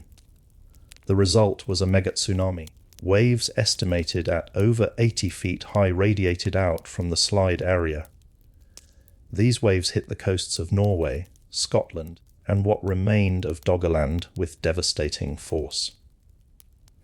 We know this happened because we find deposits from this tsunami, layers of sand and marine shells deposited miles inland, up to 50 feet above normal sea level. These deposits are found along the coasts of Scotland and Norway, clear evidence of a massive wave overtopping the landscape. For Doggerland, which by this time was already reduced to a low, lying island or series of islands, this was likely the final blow. The tsunami would have swept across what remained of the landscape, destroying settlements, killing people and animals, and depositing massive amounts of sediment. After the tsunami, the continuing sea level rise finished the job. Within a few hundred years, the last remnants of Doggerland slipped beneath the waves. Imagine you're living on Doggerland when the Storegga Slide tsunami hits. You've heard stories from your grandparents about how the sea has been rising for as long as anyone can remember. Your people have been moving inland for generations, but you've found what seems like safe ground, high enough, far enough inland. You've built a settlement, raised children, developed a community. Then, one day, the ground shakes. Not violently, but enough to notice. Birds take flight, animals act strangely, and then you hear it, a sound like nothing you've experienced. A roaring, growing louder, coming from the direction of the sea. You run to higher ground, you see it. A wall of water, taller than any wave you've seen, racing toward you faster than you can run.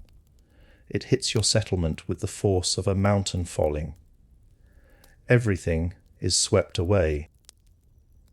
The structures you built, the tools you made, the food you stored, your entire life gone in moments.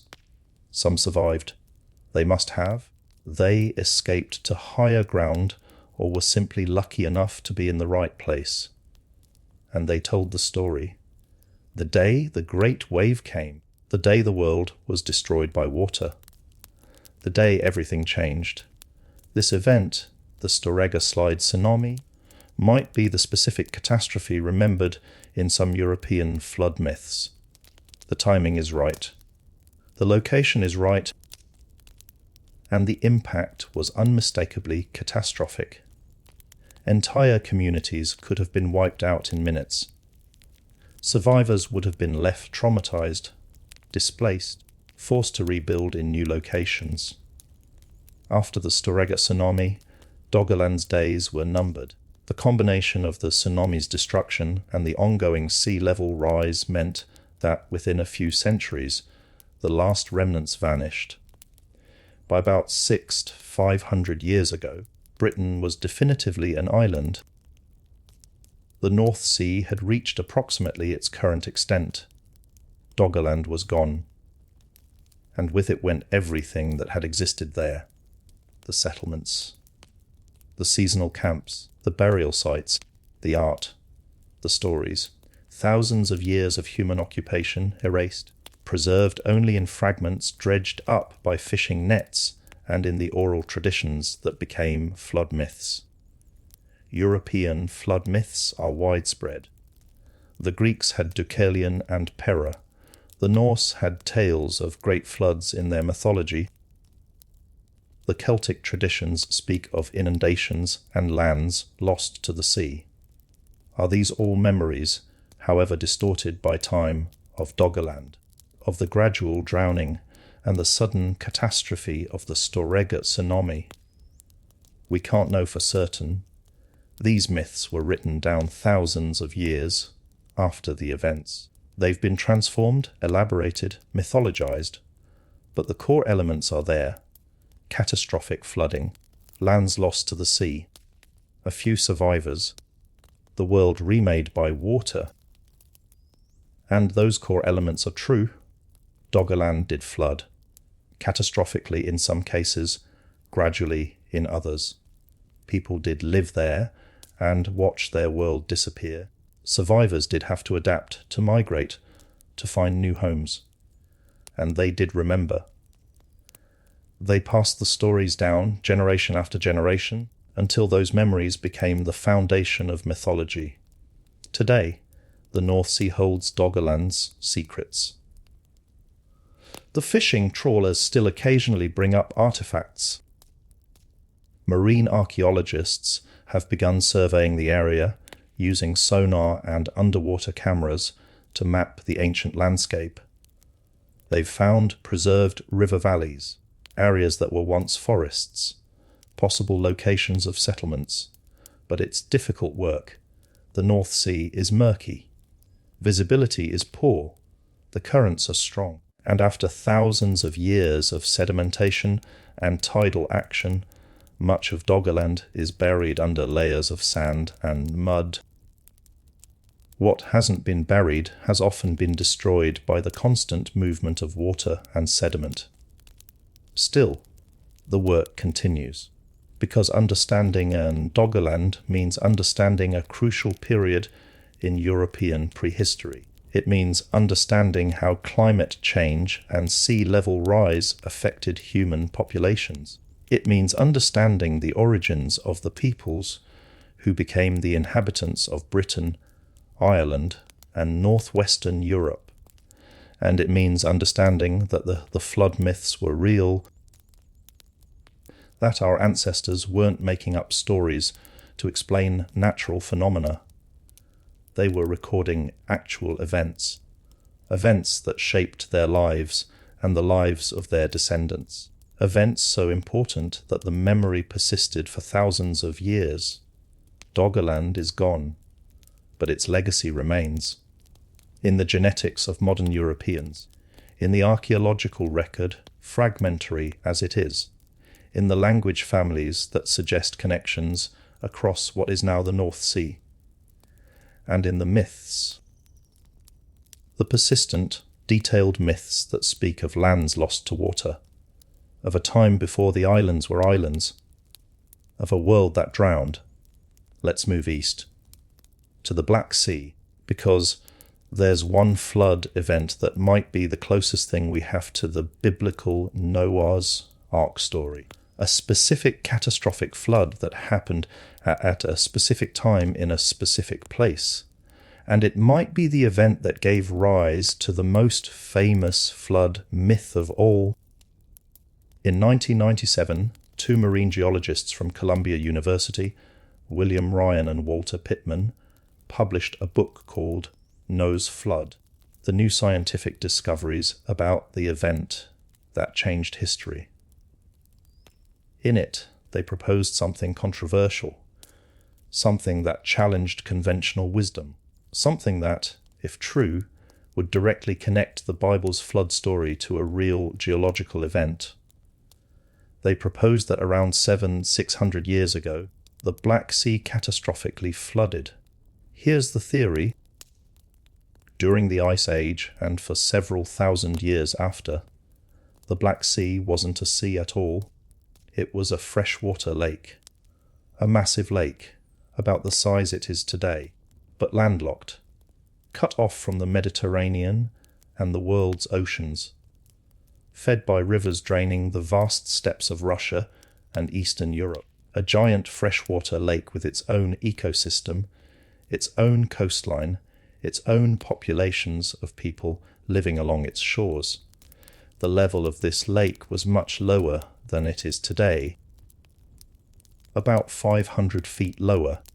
This meant that the surrounding landmass was much larger. Fertile plains surrounded the lake. River valleys cut deep into the landscape, and people lived there. Hunter-gatherers at first, then, as agriculture developed in the Near East, some of the earliest farming communities in Europe. These weren't small populations. This was prime real estate, reliable water, fertile soil from river sediments, abundant fish in the lake, game in the forests. Everything a Neolithic community needed to thrive. Settlements sprang up along the lake shores and rivers. People built homes, planted crops, raised animals, developed cultures. Then, around 600 years ago, something happened, something catastrophic. something that would be remembered in the flood myths of every culture that descended from these Black Sea populations. The Mediterranean broke through. C. The Black Sea basin sits lower than the Mediterranean. Today, water flows from the Mediterranean through the narrow Bosporus Strait into the Black Sea, then out again through the same channel. It's a delicate balance, but during the Ice Age and early post-Ice Age period, sea levels were lower. The Bosporus land bridge was above water. The Black Sea was isolated. As global sea levels rose after the Ice Age, the Mediterranean gradually rose too. Eventually, it rose enough that water began flowing over the lowest point of the land bridge separating it from the Black Sea. At first, this was probably just a trickle, but water is erosive. The trickle became a stream. The stream became a river. The river became a cataract. According to Ryan and Pittman, once the breach occurred, it grew rapidly. The Mediterranean poured through the Bosporus with the force of hundreds of Niagara Falls.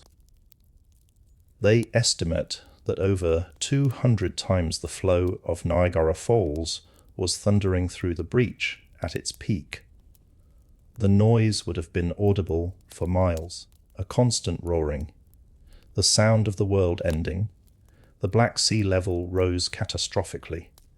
Ryan and Pittman estimate it rose about 500 feet, not over thousands of years, but over a period of perhaps 2 years. Others suggest it might have taken longer, perhaps decades, but even that is incredibly fast for such a massive change. Imagine you're living on the shore of the Black Sea when this happens. You wake one morning to a strange roaring sound in the distance. Over the coming days, it grows louder. The water in the lake starts rising, at first slowly, then faster. The shoreline, which has been stable for as long as anyone can remember, starts moving inland. You move your settlement back, once, twice. But the water keeps coming. It's not stopping. Rivers that flowed into the lake are now flowing backwards, the lake level rising faster than the rivers can drain into it. Lowland areas are becoming marshes. Marshes are becoming open water.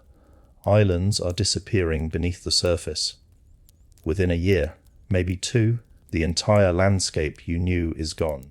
The lake level has risen higher than your head, higher than the trees, higher than everything. Tens of thousands of square miles of land are underwater. Your settlement, your fields, your entire life, submerged. You flee north, inland, away from the advancing water, joining thousands of other refugees doing the same. This is what Ryan and Pittman proposed. A real, specific, catastrophic flood that transformed the Black Sea from a smaller freshwater lake into the larger saltwater sea we know today. And it happened in a region and at a time that corresponds remarkably well with the likely origins of the Noah's Ark story. The timing is right. Around 600 years ago is roughly when agriculture was spreading into Europe from the Near East. It's when early farming communities were established around the Black Sea. It's a period for which we have archaeological evidence of human settlement in the region. The location is right. The flood story in Genesis places the ark landing on Mount Ararat, which is in modern-day Turkey, just east of the Black Sea. The Mesopotamian versions place it in the same general region. If the Black Sea flood happened, survivors fleeing south would have ended up in Mesopotamia, bringing their flood stories with them. The details match surprisingly well.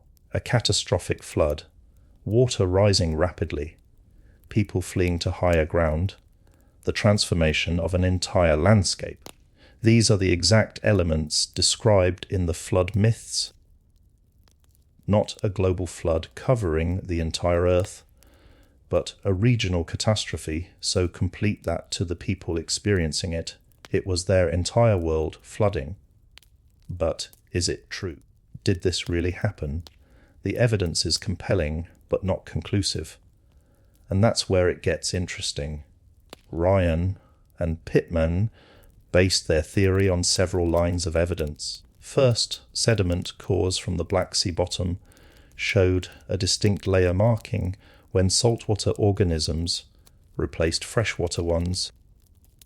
This suggested a sudden change from fresh to salt water, the date, around 600 years ago. Second, underwater sonar surveys revealed what appeared to be an ancient coastline about 500 feet below the current sea level, with what looked like river channels and deltas formed when the sea level was much lower.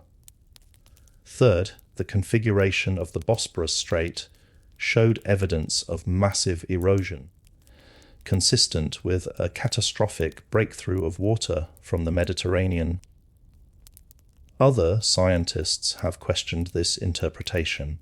Some argue the flooding wasn't as catastrophic as Ryan and Pittman suggested, that it happened over centuries, not years, that the transition from fresh to salt water was more gradual, that the ancient coastline and river channels could be explained by slower sea level changes.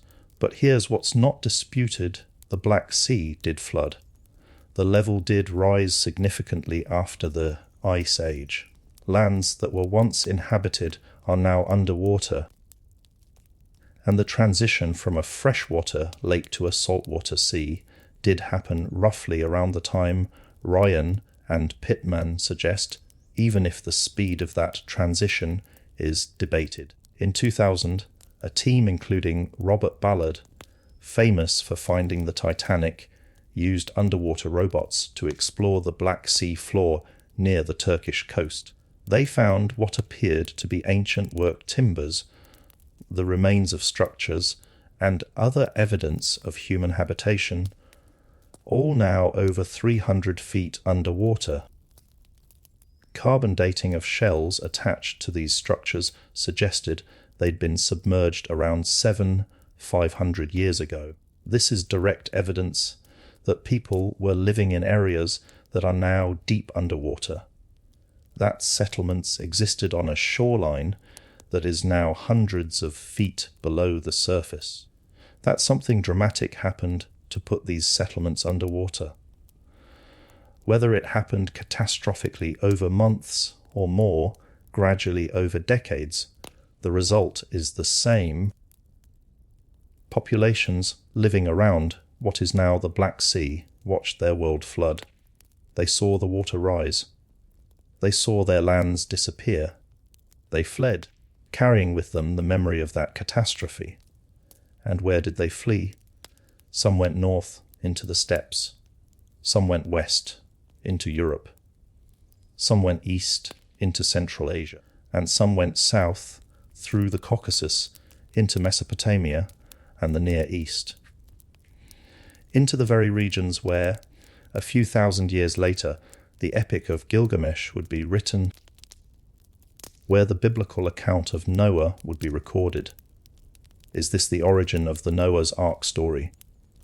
We can't say with certainty. The timing is right. The location is right. The nature of the catastrophe matches the descriptions, but there's a gap of several thousand years between the proposed Black Sea flood and the earliest written versions of the flood myth. Oral traditions can preserve stories for thousands of years, as we've seen with Aboriginal Australian traditions, but they also transform and elaborate them. What we can say is this: the Black Sea flood, whether catastrophic or gradual, was real. People witnessed it. People were displaced by it. People remembered it. And that memory, combined with memories of the broader post-ice age flooding that affected coastlines worldwide, became the foundation for flood myths throughout the region. The Black Sea flood is significant because it's specific. It's not just sea levels rose over thousands of years. It's this particular body of water flooded this particular region at this particular time in a way that was dramatic enough to be noticed and remembered. It's a concrete event that we can point to and say, this happened, this was real, this changed lives. And it reminds us that behind every flood myth, there's likely a real event, maybe not as dramatic as the myths describe, maybe not a world-ending deluge, but a regional catastrophe, but real nonetheless, real enough to traumatize the people who experienced it, real enough to be passed down through generations, real enough to become the foundation of mythology. The Black Sea sits there today, calm and relatively benign, a popular destination for tourists and shipping routes, but beneath its surface lies a drowned world. Ancient coastlines, submerged river valleys, the remains of settlements where people once lived, farmed, raised families, and told stories around fires. And perhaps, just perhaps, beneath those waters is the origin of the most famous flood story in human history.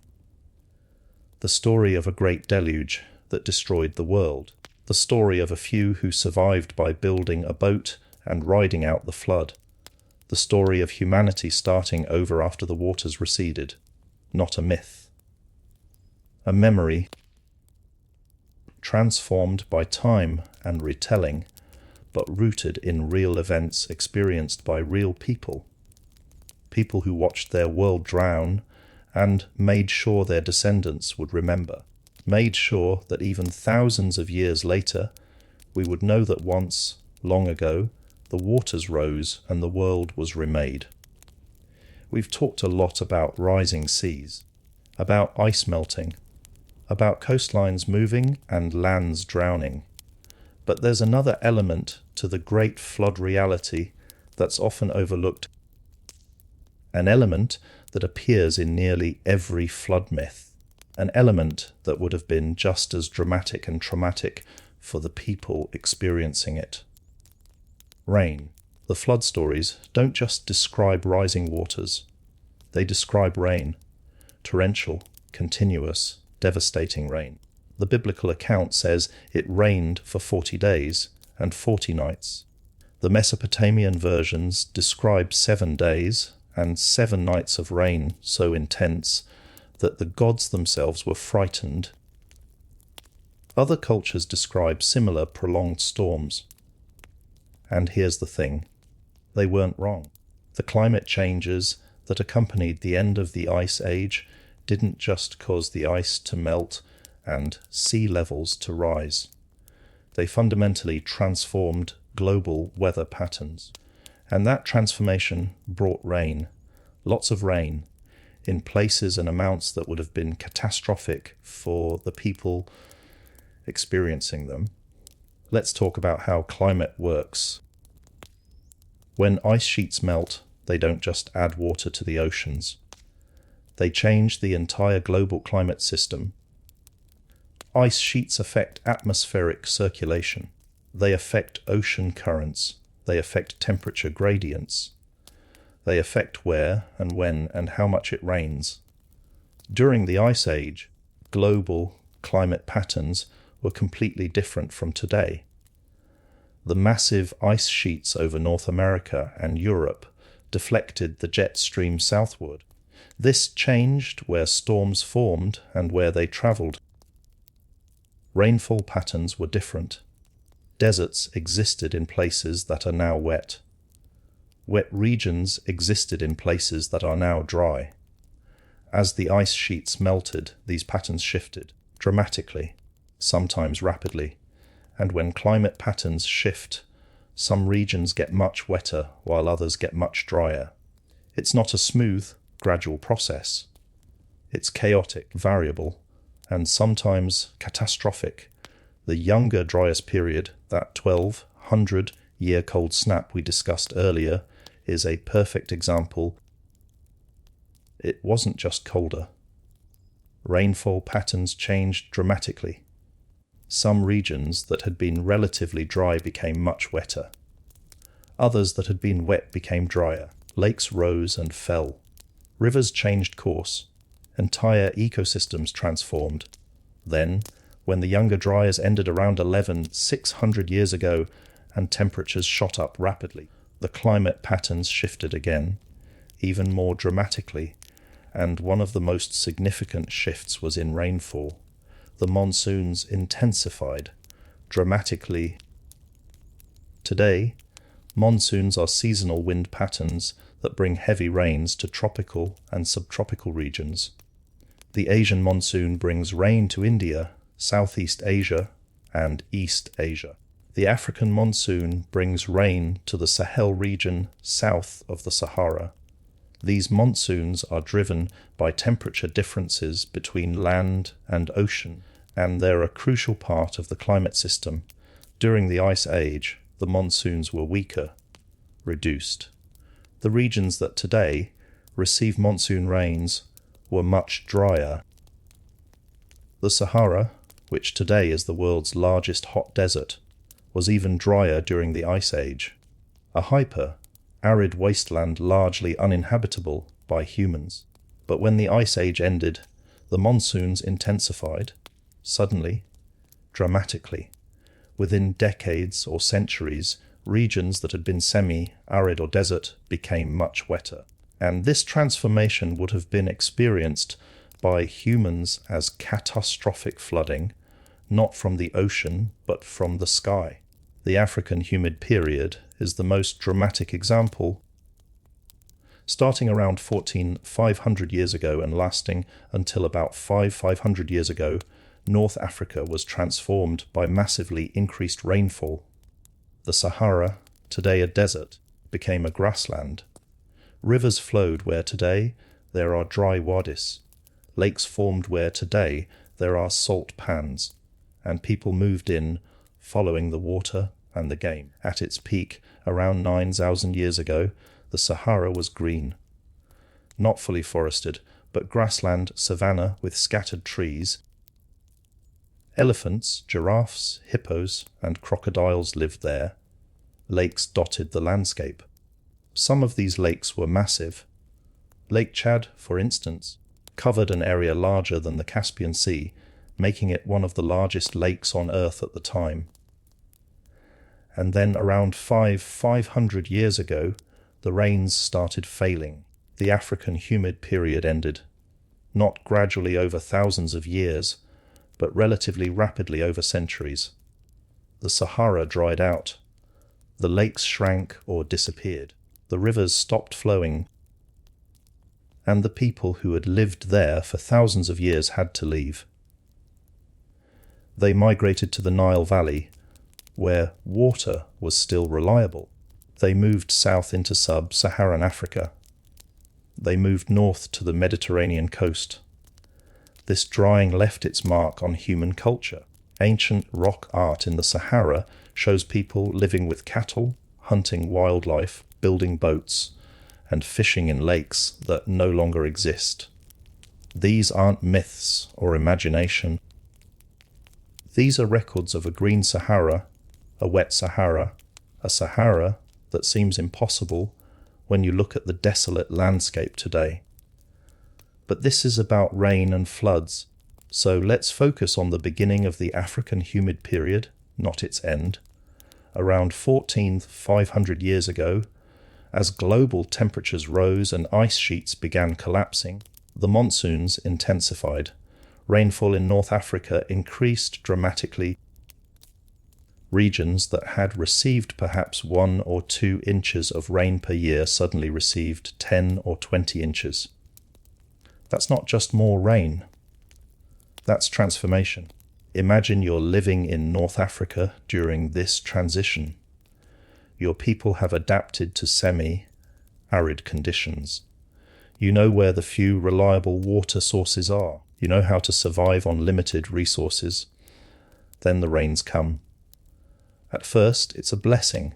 More water means more plants. More plants mean more animals.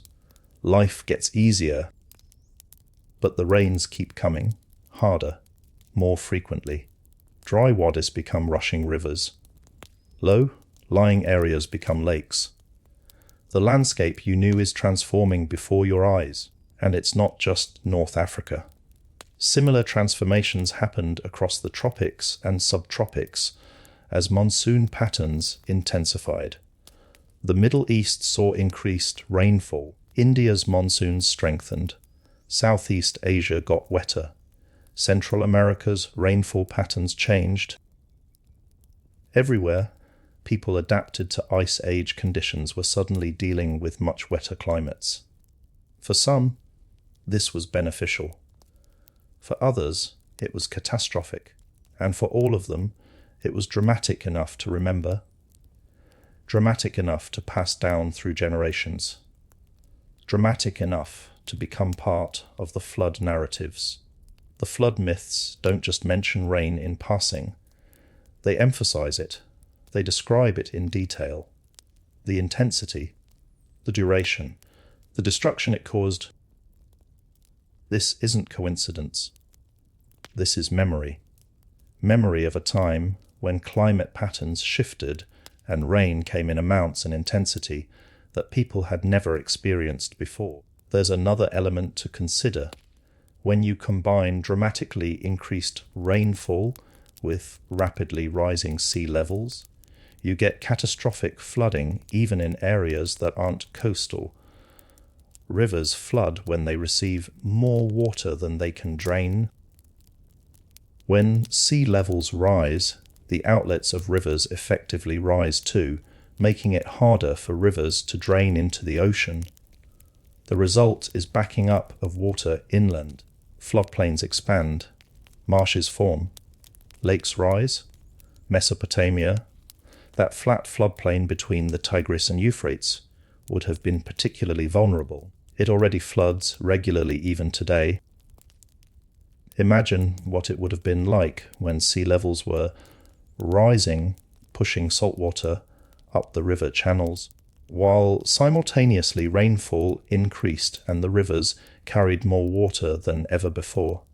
The result would be flooding on a scale that would seem apocalyptic to the people living there. The same would be true for any low-lying coastal region connected to major rivers. The Nile Delta, the Ganges Delta, the Mekong Delta, the Mississippi Delta. All of these regions would experience compound flooding, rising seas from below, increased river flow from above, and nowhere for the water to go except over the land where people lived.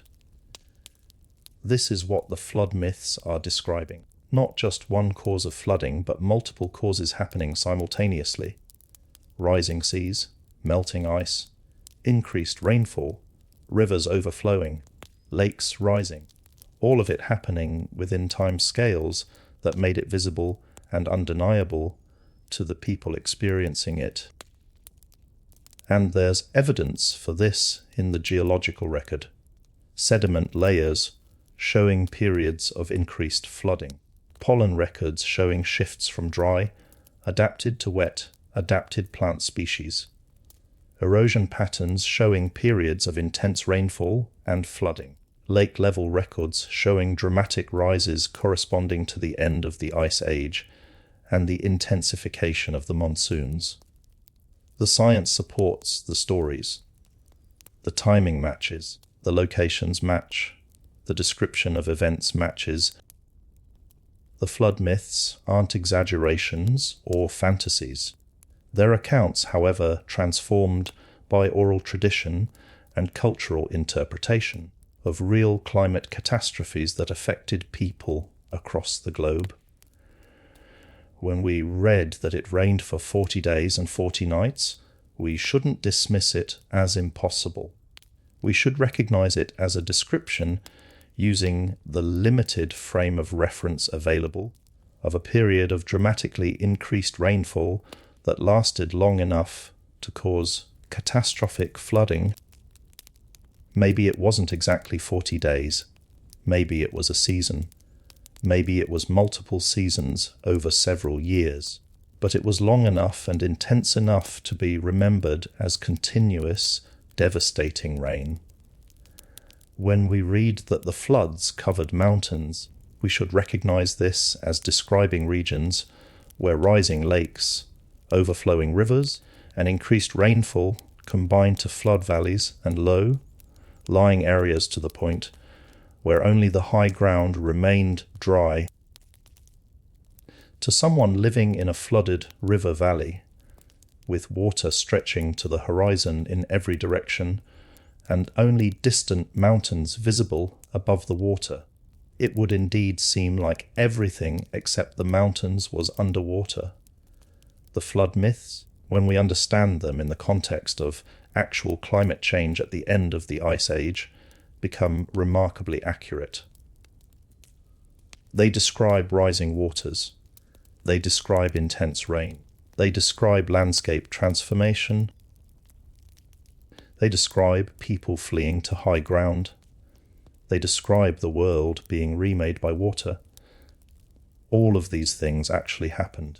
The myths preserve the memory of these events with surprising fidelity, considering they were passed down orally for thousands of years before being written down. Rain and floods go together in human experience.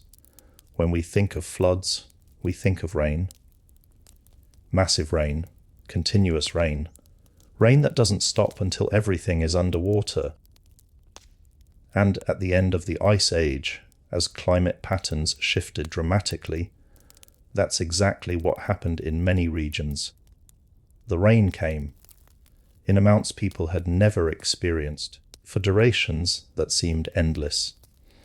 And combined with rising seas and melting ice, it created flooding that was, from the perspective of the people experiencing it, world-ending. They survived, they adapted, they moved to higher ground. They waited for the waters to recede, and they remembered, because forgetting would mean losing the knowledge that the world can change. That rain can come in devastating amounts. That water from sky and sea can remake entire landscapes, and that when it does, survival depends on understanding what's happening and adapting to it. We are their descendants. And the stories they told, the flood myths we still read today, are their gift to us. A warning, a record, a reminder that our planet's climate is not fixed. That change is possible. That catastrophe is real. And that survival requires remembering, understanding, and adapting to the world as it actually is, not as we wish it to be. Let's pause and consider something remarkable, something that should make you sit up and take notice, or lull you deeper into sleep, whichever you're here for. We've been talking about events that happened 11,000 years ago. 11,000 years. That's 450 generations. That's longer than all of recorded history. Writing wasn't invented until around 5,000 years ago. Civilization as we understand it, with cities and agriculture and complex societies, only goes back about 10,000 years. Yet here we are, reading stories that accurately describe geological events from before civilization existed. Stories that were passed down generation after generation, entirely through oral tradition for thousands of years before anyone thought to write them down. Stories that, when we finally developed the scientific tools to investigate them, turned out to be true. How is that possible? How do you preserve accurate information across 450 generations without writing, without books, without any form of external record keeping, just people telling stories to other people who tell them to their children, who tell them to their children for thousands and thousands of years? The answer is both simple and profound. You make it important. You make it sacred. You make it part of identity, culture, religion. You make it a story that cannot be forgotten, because forgetting it would mean losing who you are. The Aboriginal Australians are perhaps the best example of this. They've lived in Australia for over 5,000 years. They've been isolated from the rest of humanity for at least 40,000 years. They had no writing until Europeans arrived in the 18th century. Yet their oral traditions contain information that is verifiably accurate about events that happened over 10,000 years ago. We know this because geologists and archaeologists have started taking Aboriginal stories seriously. And when they do, when they map what the stories describe against what the geological and archaeological record shows, they match. Aboriginal stories describe coastlines that haven't existed for over 7,000 years. They describe islands that are now connected to the mainland and mainlands that are now islands. They describe hunting grounds that are now underwater. They describe specific locations with remarkable accuracy. And when scientists map the ancient coastlines based on sea level data, the locations match the stories. One example, stories from the Narongga people of South Australia describe a time when Kangaroo Island was connected to the mainland and you could walk across. Geological evidence confirms that Kangaroo Island was indeed connected to the mainland until about 9,000 years ago, when rising sea levels cut it off. The stories remember this accurately across over 400 generations. Another example, Aboriginal traditions from the Torres Strait describe when the islands were part of a continuous landmass connecting Australia to Papua New Guinea. This land bridge, called Sahul, existed until about 8,000 years ago. The stories remember it. The Gunditjmara people of Victoria have stories about the volcanic eruptions that created the Budge Bim lava flows. Stories that describe the eruptions, the lava flows, the creation of the landscape. Carbon dating of the lava shows these eruptions happened over 30,000 years ago. 30,000 years. That's 1,200 generations of oral tradition preserving information about a volcanic eruption. How do they do this? How do Aboriginal cultures preserve information with such accuracy over such immense periods of time? Part of it is the way the stories are structured. They're not casual tales told for entertainment. They're sacred knowledge. They're sung in song cycles that can take days or weeks to perform in full. They're tied to specific landscapes, specific locations. The land itself becomes a mnemonic device, a memory aid. You can't forget the story because the story is embedded in the places you walk, the sites you visit, the landscapes you inhabit. Part of it is social structure.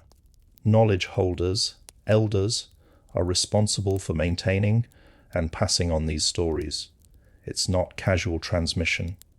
It's formal teaching, often with initiation rituals, tests, responsibilities. If you're given custody of a story, you're expected to preserve it accurately and pass it on. The social pressure to maintain accuracy is immense. Part of it is sacredness. These aren't just stories. They're truth. They're law. They're identity. Changing them would be unthinkable, like rewriting the Constitution or altering religious scripture. You don't do it. You preserve them as they were given to you, and it works, demonstrably works. Aboriginal oral traditions have preserved accurate information about sea levels, coastlines, volcanic eruptions, and landscape changes for tens of thousands of years. This isn't myth in the sense of fiction. This is oral history, oral geology, oral geography, preserved with remarkable fidelity. Other cultures show similar patterns. The Klamath people of Oregon have stories about the collapse of Mount Mazama and the creation of Crater Lake. This happened about 7,700 years ago. The stories describe the mountain collapsing, the lake forming, the volcanic activity. Geological evidence confirms this is accurate.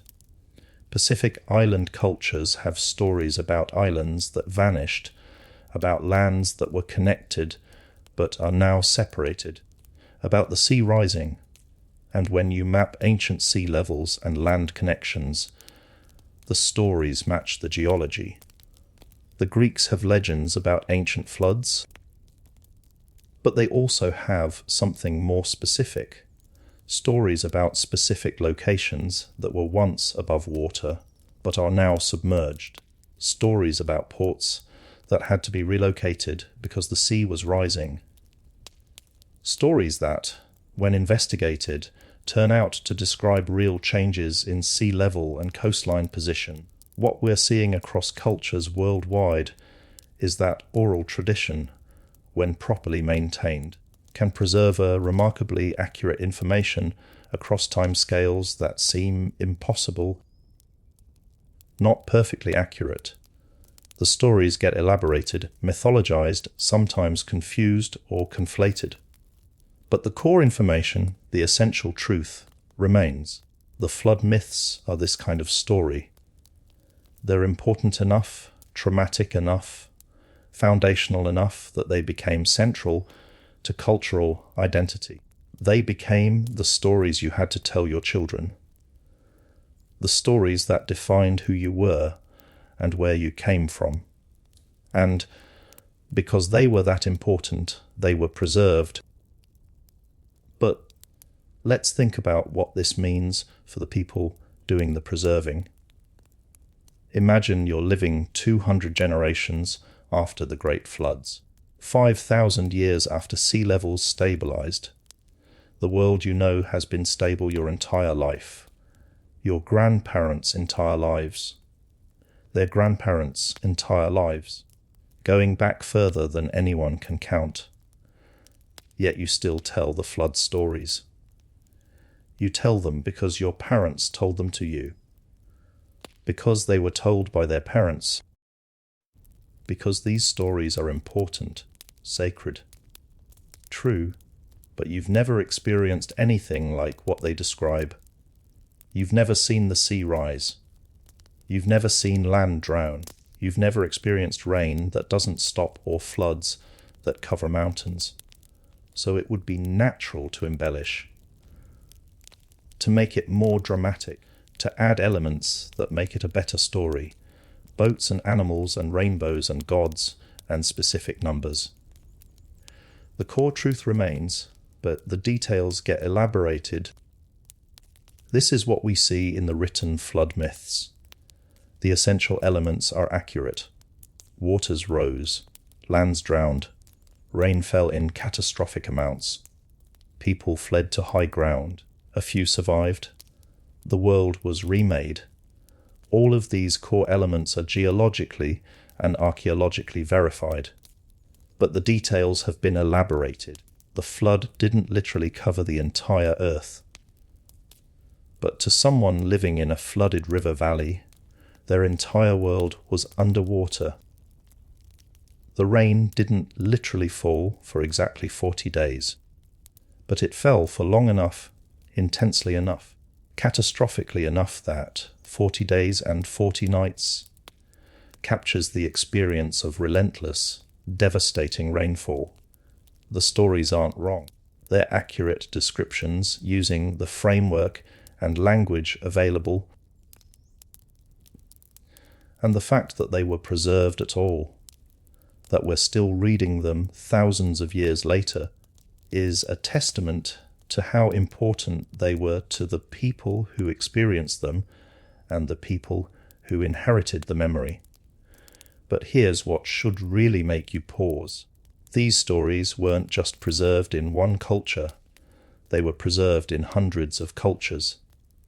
independently, across every inhabited continent, all telling essentially the same story, all preserving the same core memories.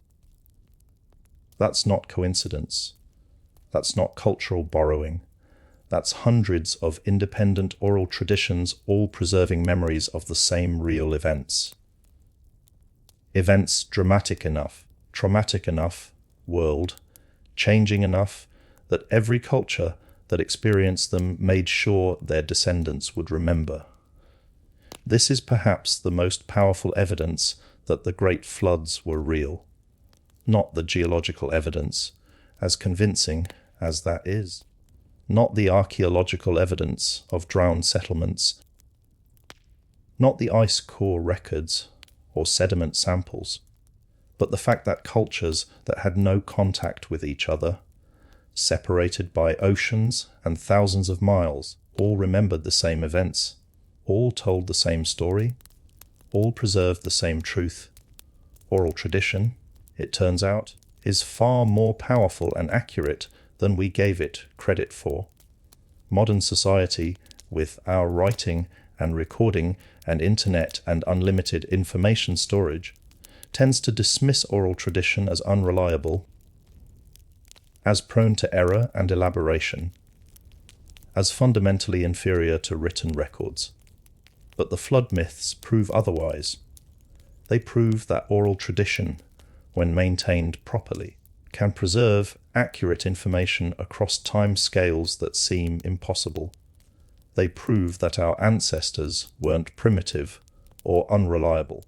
They were sophisticated observers who experienced real events and developed sophisticated methods to ensure those experiences would never be forgotten.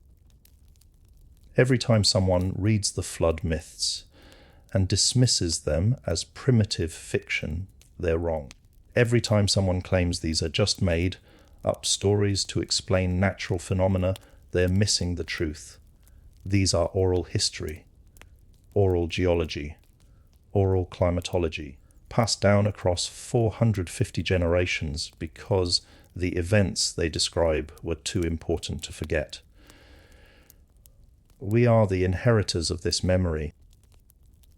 Every culture on Earth, every person alive today, carries the legacy of those who survived the great floods, who watched their world transform, who adapted and endured and remembered, and who made absolutely certain that we, their descendants, would know what happened. The flood myths are their gift to us, their warning, their testament, and their triumph, because they survived, they endured, and they made sure we would know. So who were they?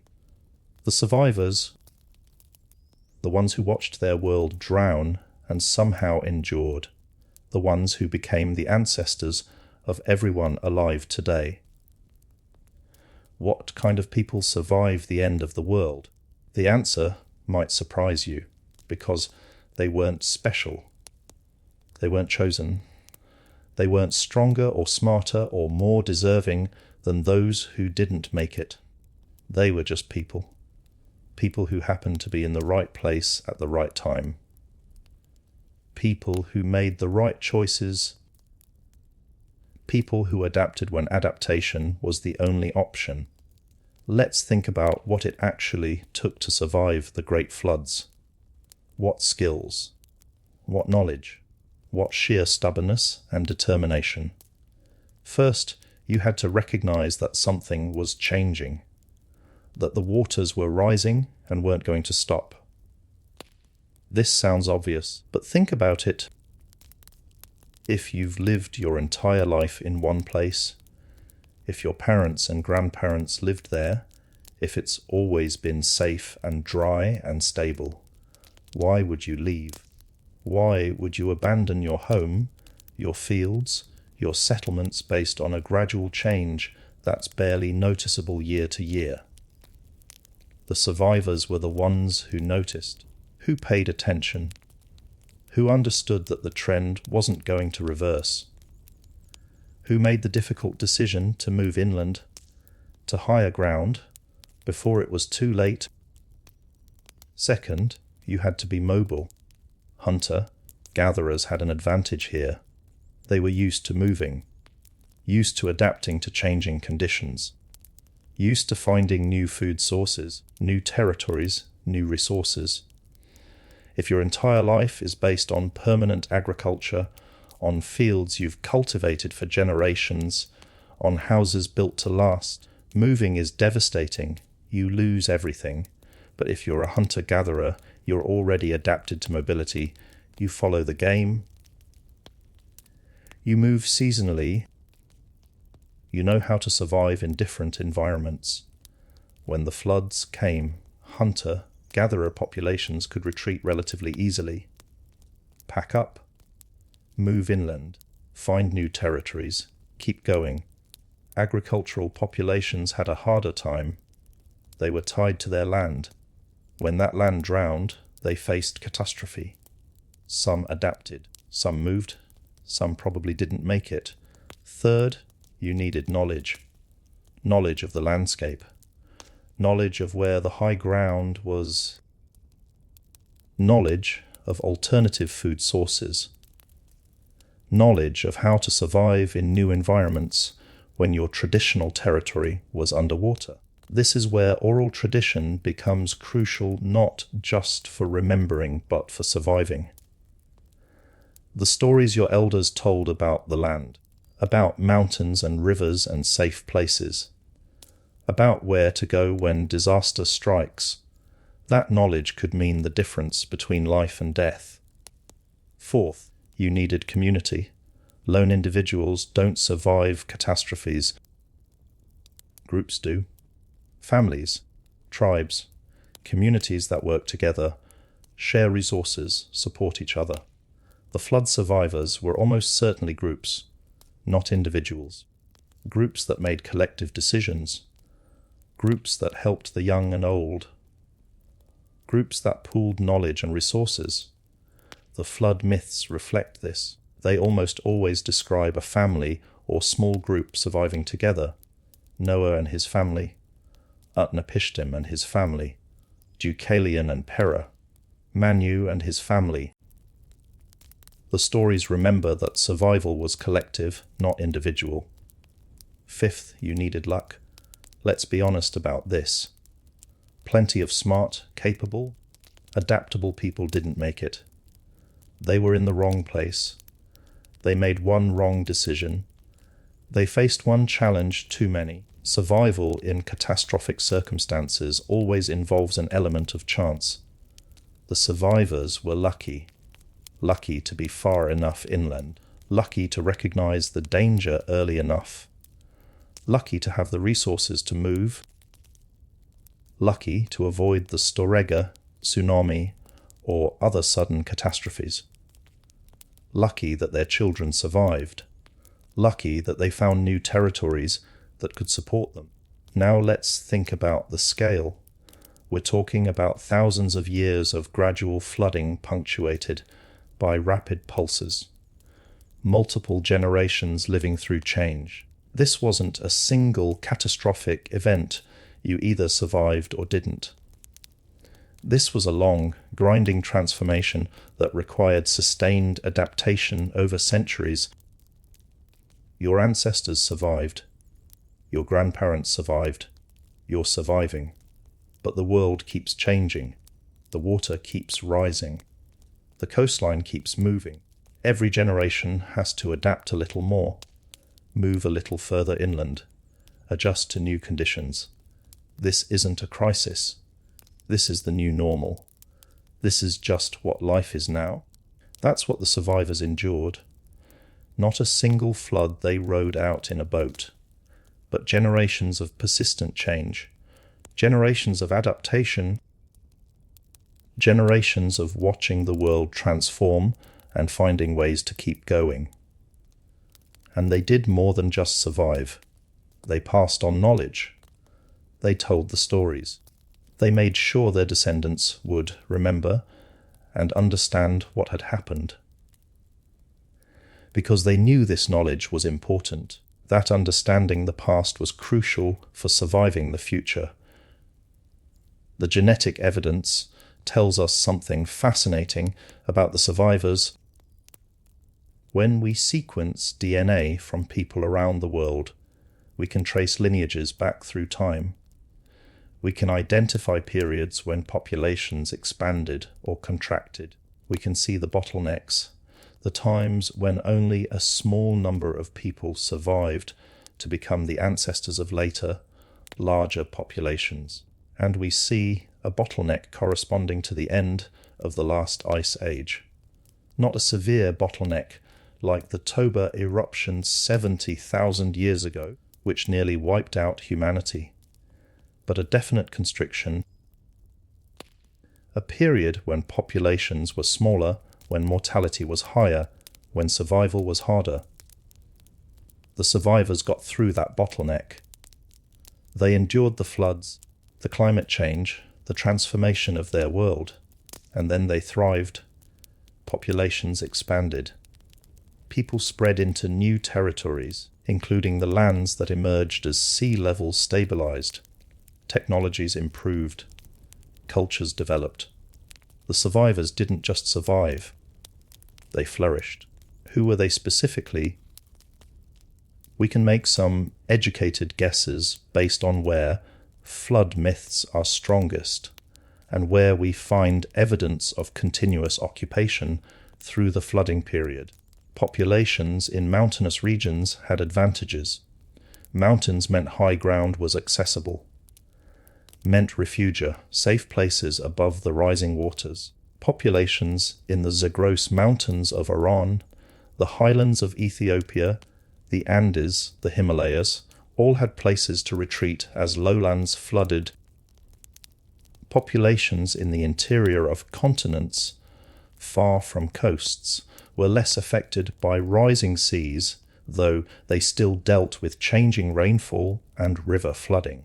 Peoples in Central Asia, Central Africa, Central Australia maintained territories that weren't directly threatened by marine flooding. Coastal populations that adapted to maritime lifestyles survived by following the retreating coastline and eventually developing boats and seafaring skills. These became the ancestors of the great maritime cultures, the Polynesians, the Vikings, the Indonesian seafarers, peoples who lived with the ocean and adapted to it rather than fleeing from it. But everywhere, the survivors were adaptable. That's the common thread. Not the strongest, not the smartest in any abstract sense, but the most adaptable, the most willing to change, the most capable of learning new skills, exploiting new resources, thriving in new environments. This is perhaps their greatest gift to us, not just the stories, not just the survival, but the example, because we face our own environmental changes, our own challenges, our own period of transformation, and what the survivors teach us is that adaptation is possible, that humans are capable of enduring dramatic change, that flexibility, knowledge, community, and determination can see us through even world-changing catastrophes.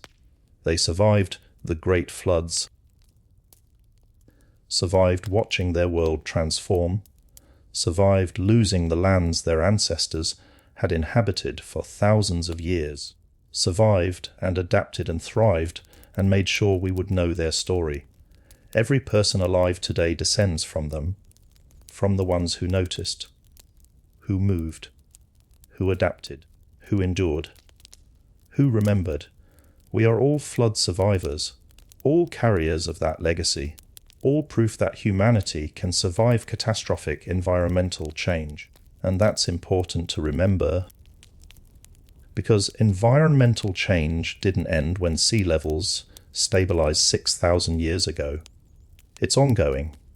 It's always been ongoing. Our planet's climate is dynamic, always shifting, always changing.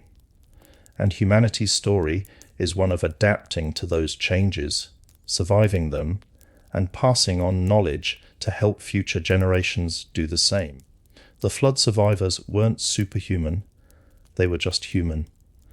people facing impossible odds, and finding ways to endure, people watching their world end and building new worlds from what remained, people making sure that their struggle, their loss, their adaptation, and their triumph would never be forgotten. They succeeded. We're still here. We're still telling their stories. We're still learning from their example. And that's perhaps the greatest survival of all.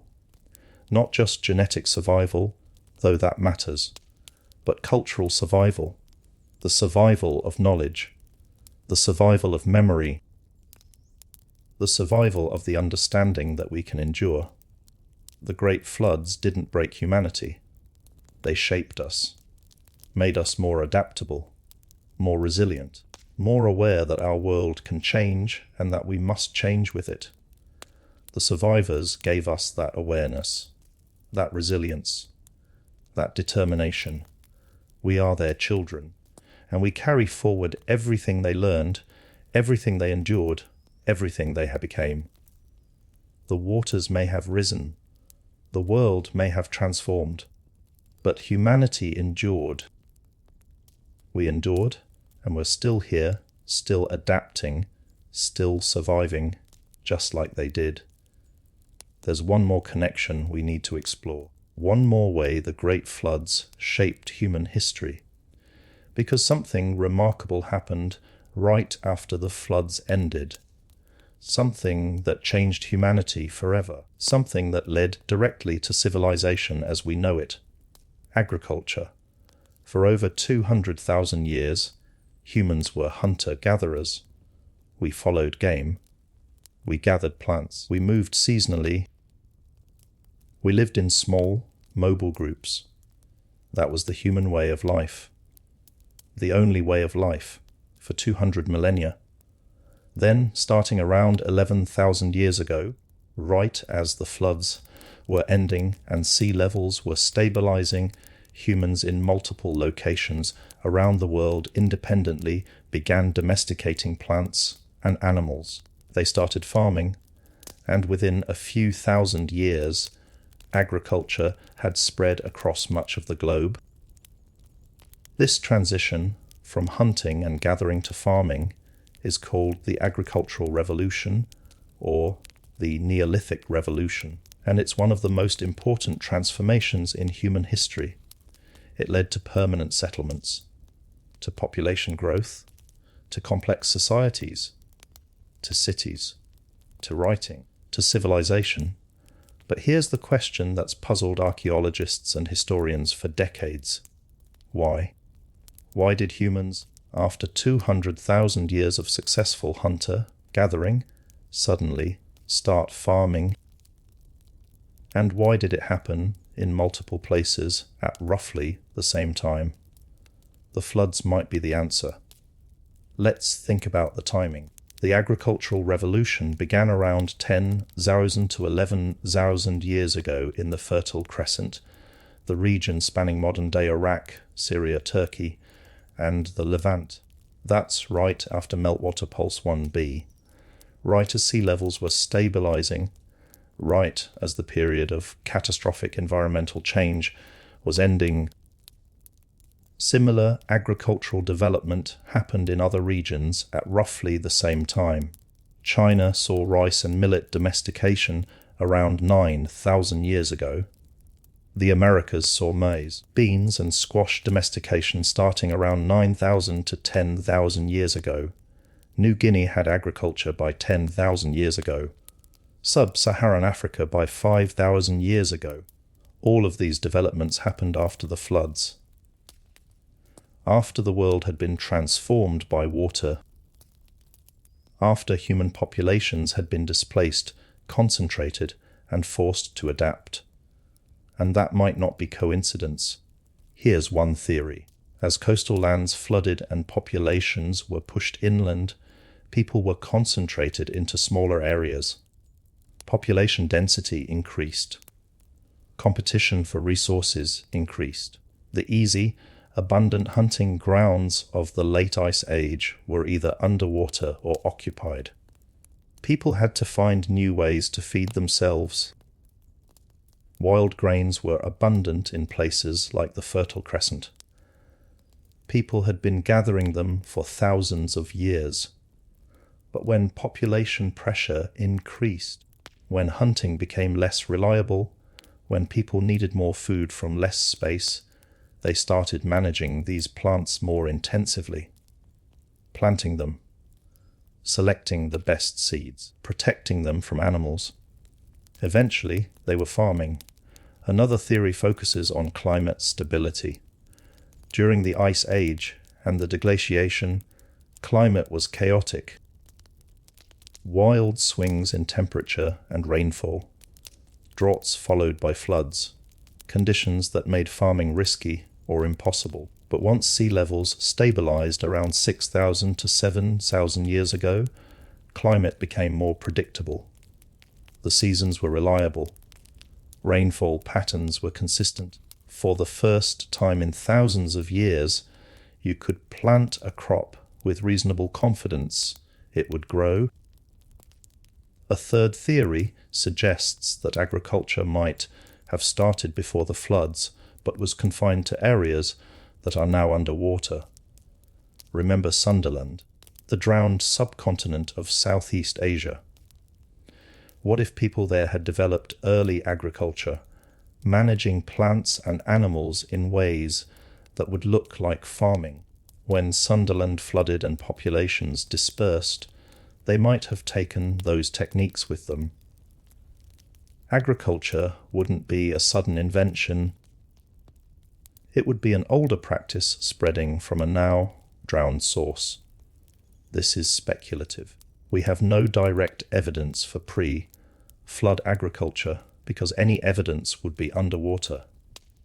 But it's an intriguing possibility, and it would explain why agriculture appears in multiple places at roughly the same time. Not independent invention. Dispersal from a common source, a source that drowned. There's also a cultural element to consider. The flood survivors were people who had experienced catastrophic change, who had watched their world transform, who had adapted to survive. That experience would shape their worldview, their willingness to try new things, their understanding that the old ways might not work in the new world. Perhaps farming arose not just from necessity or opportunity, but from a mindset forged by catastrophe, a recognition that humans could shape their environment rather than just adapting to it, that you didn't have to accept the world as it was, that you could plant seeds, tend crops, domesticate animals, and create abundance where there had been scarcity. The flood survivors knew that the world could change. They'd seen it happen. So when faced with new challenges in the post-flood world, they were willing to try radical new approaches, like deliberately planting food instead of just gathering it, like keeping animals instead of just hunting them, like staying in one place instead of moving. And once agriculture started, it spread rapidly because it worked. It produced more food from less land. It supported larger populations. It enabled permanent settlements. It created surplus that could be stored and traded. Despite the hard work, despite the risks, despite the fact that early farmers were less healthy than hunter-gatherers, farming spread because it allowed populations to grow in ways that hunting and gathering couldn't support. Within a few thousand years, agriculture was the dominant way of life across much of the world. Villages became towns. Towns became cities. Populations exploded. Complexity increased. Specialization developed. Some people could become full-time craftspeople or priests or administrators because farmers produced enough surplus to feed them. Writing was invented to keep track of agricultural production. Mathematics developed to calculate harvests and taxes. Astronomy was refined to predict seasons for planting. Architecture advanced to build storage facilities and temples. All the foundations of civilization emerged from agricultural surplus. And all of it traces back to that transition period right after the floods, when the world had been remade by water, when populations had been displaced and concentrated, when climate had stabilized enough to make farming possible, when survivors were willing to try new approaches to survive in the new world. The great floods didn't just shape the landscape. They shaped human society. They may have been the catalyst that pushed humanity from hunter-gathering to farming, from mobile bands to settled villages, from oral tradition to written records, from prehistory to history. Of course, we can't prove direct causation. We can't say for certain that the floods caused agriculture. But the correlation is striking. The timing is suggestive. And when you think about it, it makes sense. Catastrophic environmental change forces adaptation, and agriculture was the ultimate adaptation, a way to produce reliable food despite disrupted environments, a way to support larger populations in smaller areas, a way to create stability in an unstable world. The irony is that agriculture itself created new vulnerabilities. Farmers were tied to their land in ways hunter-gatherers never were. If crops failed, they starved. If their fields flooded, they were devastated. The very solution that helped humanity survive the post-flood world created new risks. But that's the human story, isn't it? Adapting to one challenge creates new challenges. Solving one problem creates new problems. The floods forced adaptation. Agriculture was that adaptation. And the consequences of agriculture, both good and bad, shaped everything that came after: cities, kingdoms, empires, art, science, philosophy, war, trade. Everything we think of as civilization emerged from agricultural societies. And agricultural societies may have emerged, at least in part, because of how the great floods transformed the world and forced humanity to find new ways to survive. So when you eat bread, remember it comes from grain domesticated by survivors of the floods. When you see a city, remember it was built on agricultural surplus made possible by adaptations forced by catastrophic climate change.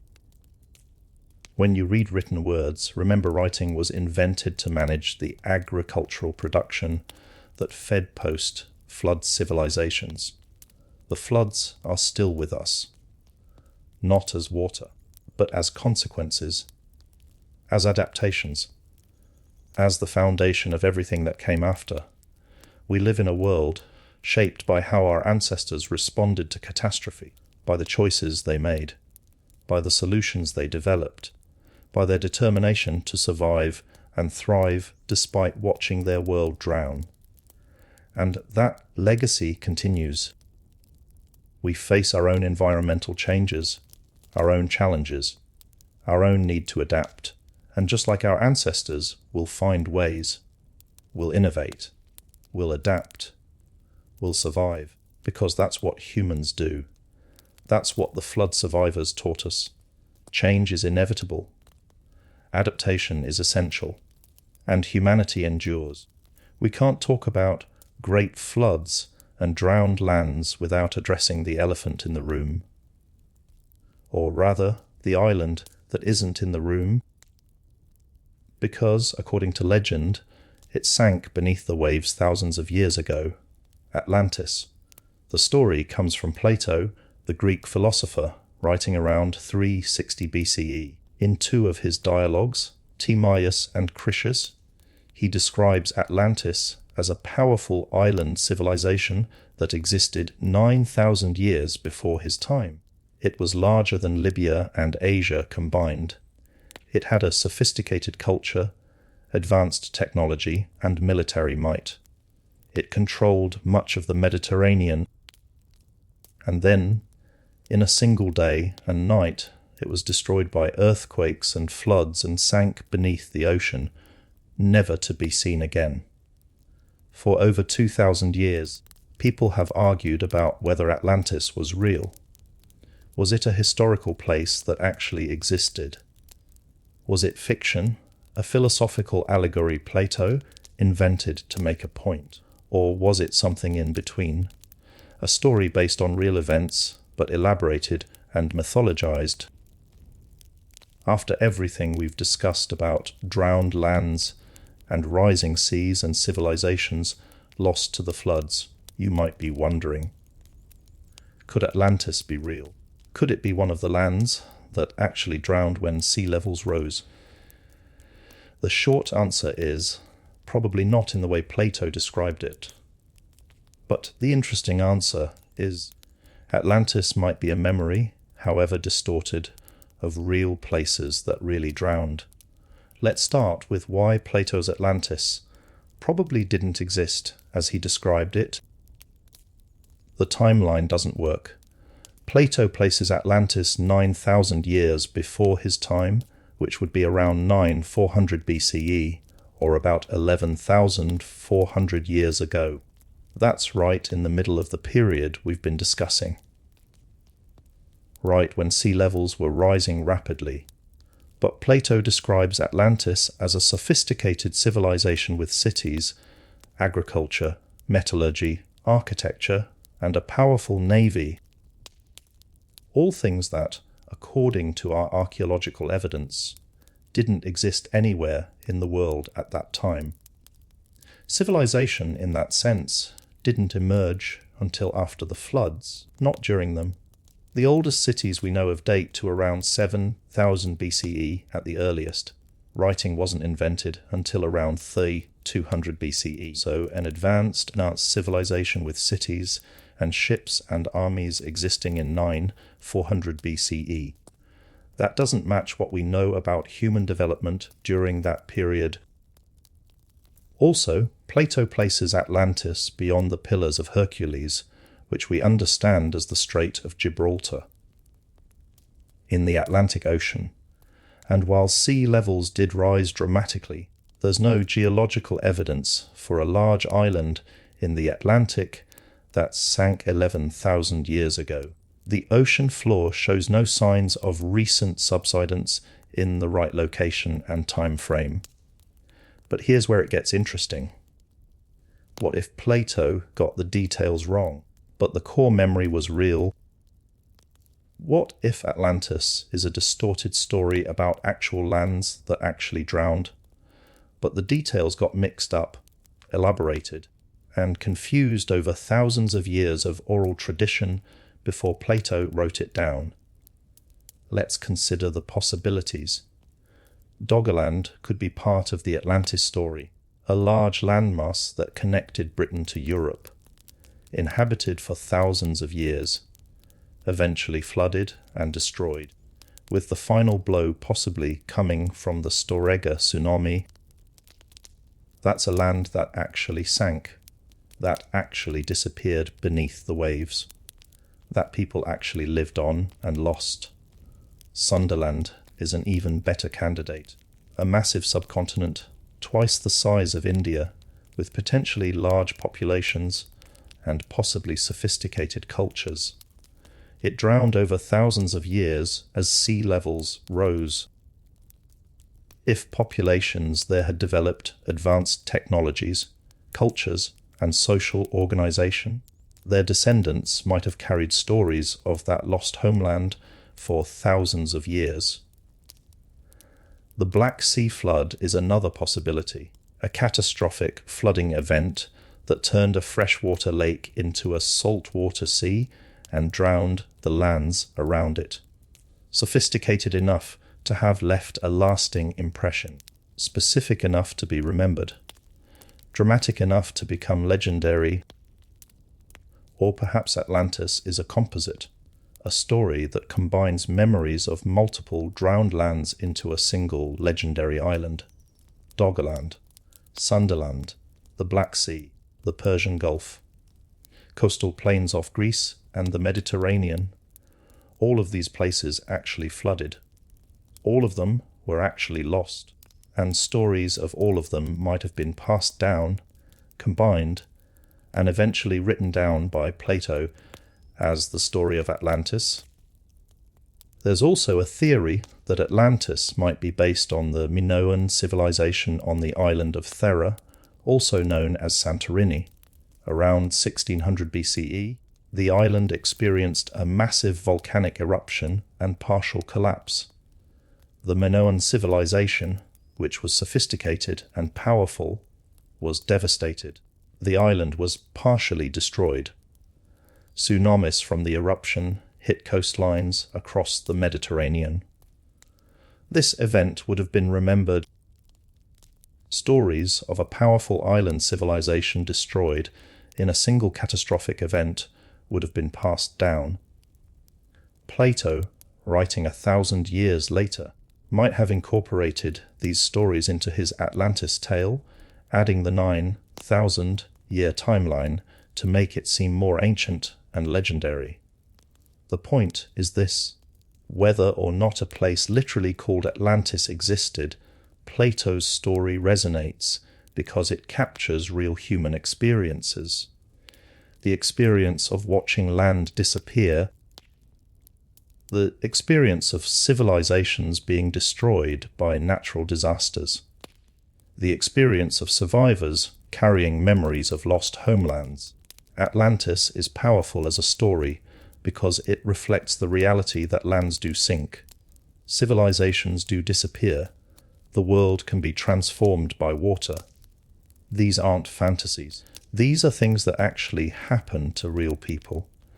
And in that sense, Atlantis is real, not as a specific place in a specific time, but as a representation of all the places that were lost, all the lands that drowned, all the homes that vanished beneath the waves.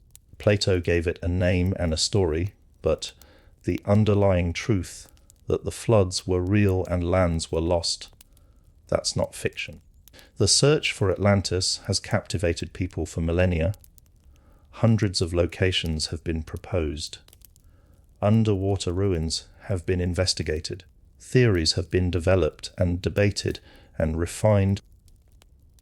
And while none of them have definitively proven to be Plato's Atlantis, many of them have revealed real drowned sites, real evidence of human habitation now underwater, real proof that the floods were real. So in a way, every drowned settlement is Atlantis, every sunken coastline, every submerged river valley where people once lived. They're all lost lands, all places that sank beneath the waves, all reminders that Plato's core idea, that lands can be swallowed by the ocean, is absolutely true. The flood myths and the Atlantis story are part of the same human experience.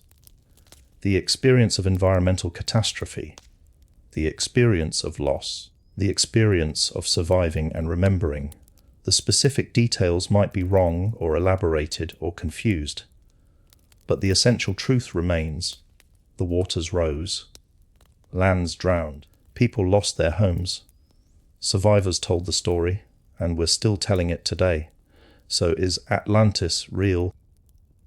If you mean a specific island civilization that sank in a single day around 400 BCE, probably not.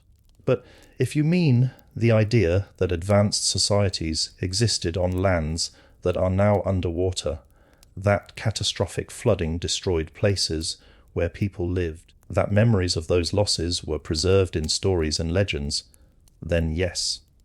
Absolutely yes. Atlantis, in that sense, is very real. It's just not in one place. It's everywhere the waters rose. It's all the places we've been discussing. It's the memory of the great floods written in story form. And perhaps that's more interesting than finding a single lost island, because it means the truth is bigger than the legend. The reality encompasses not just one Atlantis, but hundreds, thousands.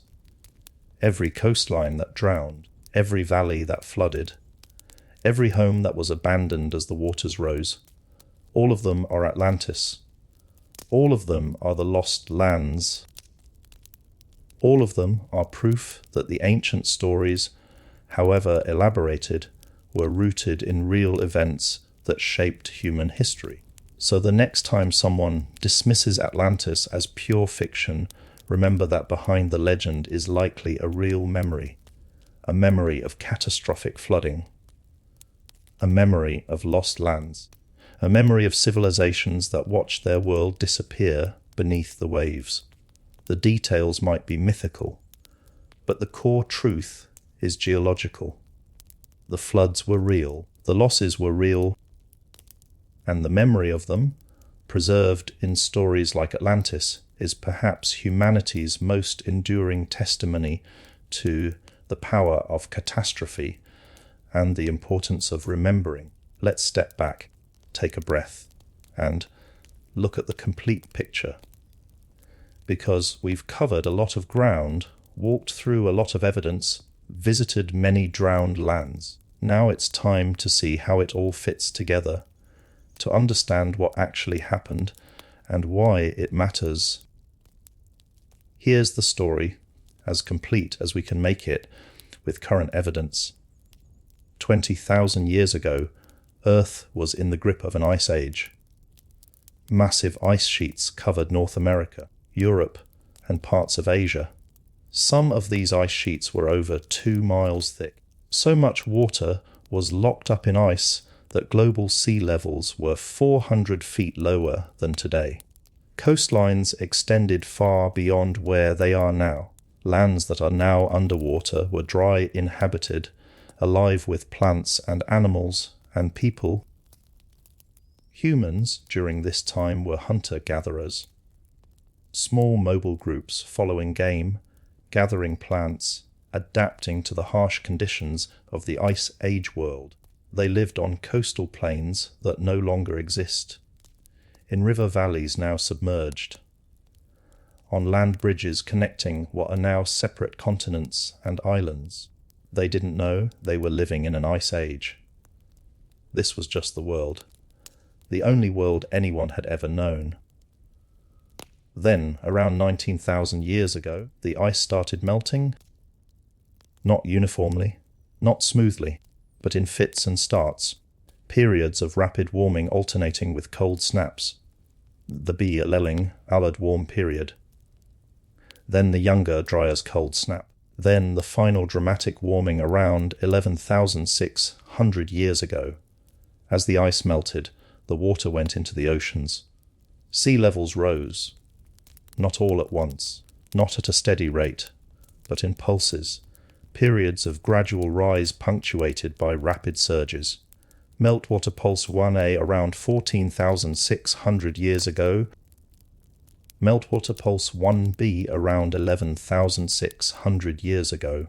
Each pulse saw sea levels rise by dozens of feet in just centuries or even decades. The consequences were global.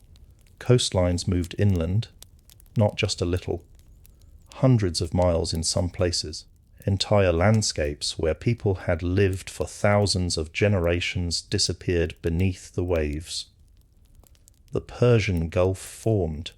The English Channel opened, Doggerland fragmented and drowned. Sundaland broke apart. Beringia submerged. Continental shelves worldwide flooded. Millions of square miles of inhabited land were lost. But it wasn't just rising seas. The climate transformation that melted the ice also changed global weather patterns. The monsoons intensified. Rainfall increased dramatically in tropical and subtropical regions. Rivers swelled. Lakes rose. The Sahara turned from desert to grassland. The Middle East got wetter. Asia's great rivers carried unprecedented volumes of water. And in low-lying areas, especially coastal plains and river deltas, this created compound flooding. Rising seas from below, increased river flow from above. water converging from multiple directions with nowhere to go but over the land. For people living through this, it would have been apocalyptic. Not a single catastrophic event, but a grinding transformation lasting generations. Your grandparents tell you stories of coastlines miles away that are now at the edge of your settlement. You watch familiar landmarks disappear beneath rising waters. Your children will see coastlines move even further inland, and their children after them. Generation after generation watching the world shrink, watching the waters advance, adapting or perishing. Some regions experienced additional catastrophes. The Storegga slide around 200 years ago sent a mega tsunami across the North Sea, devastating what remained of Doggerland and coastal Norway and Scotland. The Black Sea, if Ryan and Pittman are correct, flooded catastrophically around 600 years ago when the Mediterranean broke through the Bosporus. Glacial lakes dammed by ice burst catastrophically as the dams failed, sending megafloods across landscapes that carved channels visible today. Through all of this, people survived. They noticed the changes. They moved inland. They adapted to new territories. They developed new strategies for obtaining food. They maintained social bonds. They helped each other. They endured. And crucially, they remembered. They told stories of the world before the floods, stories of lands that drowned, stories of waters that rose, stories of ancestors who survived. These stories were passed down, generation after generation, entirely through oral tradition for thousands of years. They were made sacred, made important, made part of cultural identity, because forgetting would mean losing crucial knowledge about the world's capacity for change, knowledge about survival, knowledge about where we came from. Eventually, some of these stories were written down. The Epic of Gilgamesh around 4,000 years ago, the biblical Noah story, Greek myths, Hindu texts, Chinese records. By the time writing was invented, the stories were already ancient, already mythologized, already elaborated with gods and specific numbers and dramatic details. But the core remained. The waters rose, the world flooded. A few survived. Humanity endured. For centuries, these stories were dismissed as myths, fiction, religious allegory, impossible exaggerations. Then we developed the scientific tools to investigate. We drilled ice cores. We mapped ancient coastlines. We analyzed sediment layers. We dated geological formations. We sequenced DNA, and we discovered something remarkable. The stories were true, not metaphorically. Actually true. The ice did melt catastrophically. Sea levels did rise 400 feet. Coastlines did move hundreds of miles. Entire landscapes did drown. People did witness it, did survive it, did remember it. The flood myths weren't myths, they were history. Oral history preserved across 450 generations with remarkable accuracy. This is the complete picture. The great floods were real. They happened. They transformed the planet. They nearly ended human occupation of coastal regions worldwide. But humanity survived, adapted, endured, and remembered. And there's more, because the floods didn't just preserve history in stories. They shaped history in tangible ways. The flooding may have triggered or accelerated the agricultural revolution, as people were pushed inland, concentrated into smaller areas, forced to develop new food strategies. Agriculture emerged. Within a few thousand years of the floods ending, humans in multiple regions worldwide had domesticated plants and animals. Farming spread. Permanent settlements developed. Population grew. Civilization emerged. All of this, everything that came after, everything we think of as human civilization, emerged in the shadow of the floods. Agriculture, cities, writing, mathematics, art, philosophy, science, all of it developed by descendants of flood survivors in the transformed world the floods created. Even our genetics carry the mark of the floods. Population bottlenecks corresponding to the end of the Ice Age. Evidence of migrations and population movements. Genetic signatures showing how populations dispersed from drowned homelands and spread across the world. Every person alive today is descended from the survivors. We all carry their legacy in our DNA. The floods are still with us, not as water but as consequences. We live on coastlines shaped by the flooding. We occupy lands that emerged as the waters stabilized. We inherit languages, cultures, and traditions that evolved in response to the post-flood world.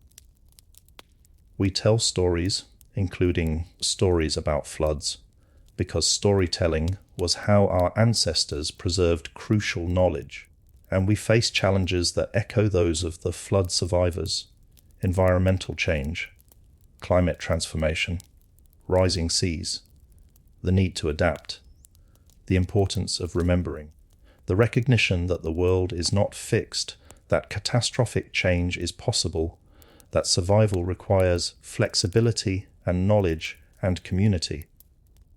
The complete picture is this: we are a flood species, shaped by water, survivors of catastrophe, descendants of those who watched their world drown and found ways to endure. The great floods weren't an interruption in human history. They were a defining moment, a transformation, a crucible that forged modern humanity. Every ancient culture remembers the floods because the floods were real and important enough to never forget. The myths match the geology because the myths preserve real memories of real events. The stories persist across thousands of years because the experience was profound enough to demand preservation.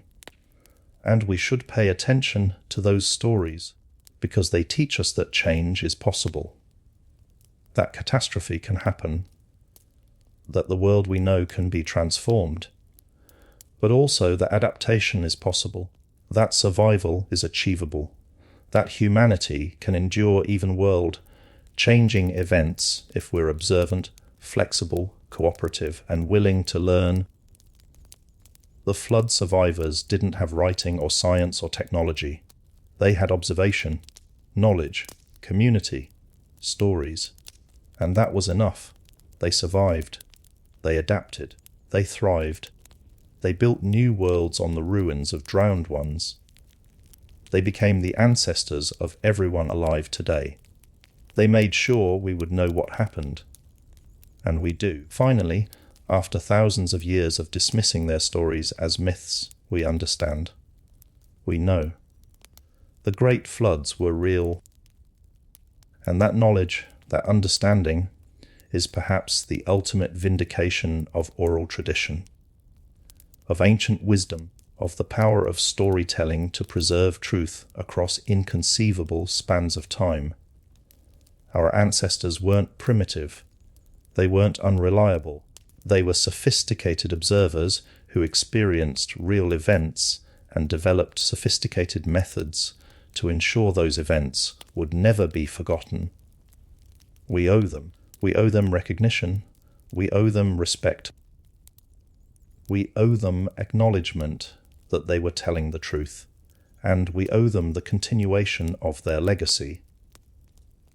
The willingness to observe our own changing world, the flexibility to adapt when necessary, the wisdom to remember that the world can change and that we must change with it. This is the complete picture. The great floods happened. They were real. They were catastrophic. They transformed Earth's geography. They shaped human history. They were remembered accurately in stories passed down across hundreds of generations. And they continue to matter because they teach us who we are, where we came from, what we survived, and what we're capable of surviving in the future.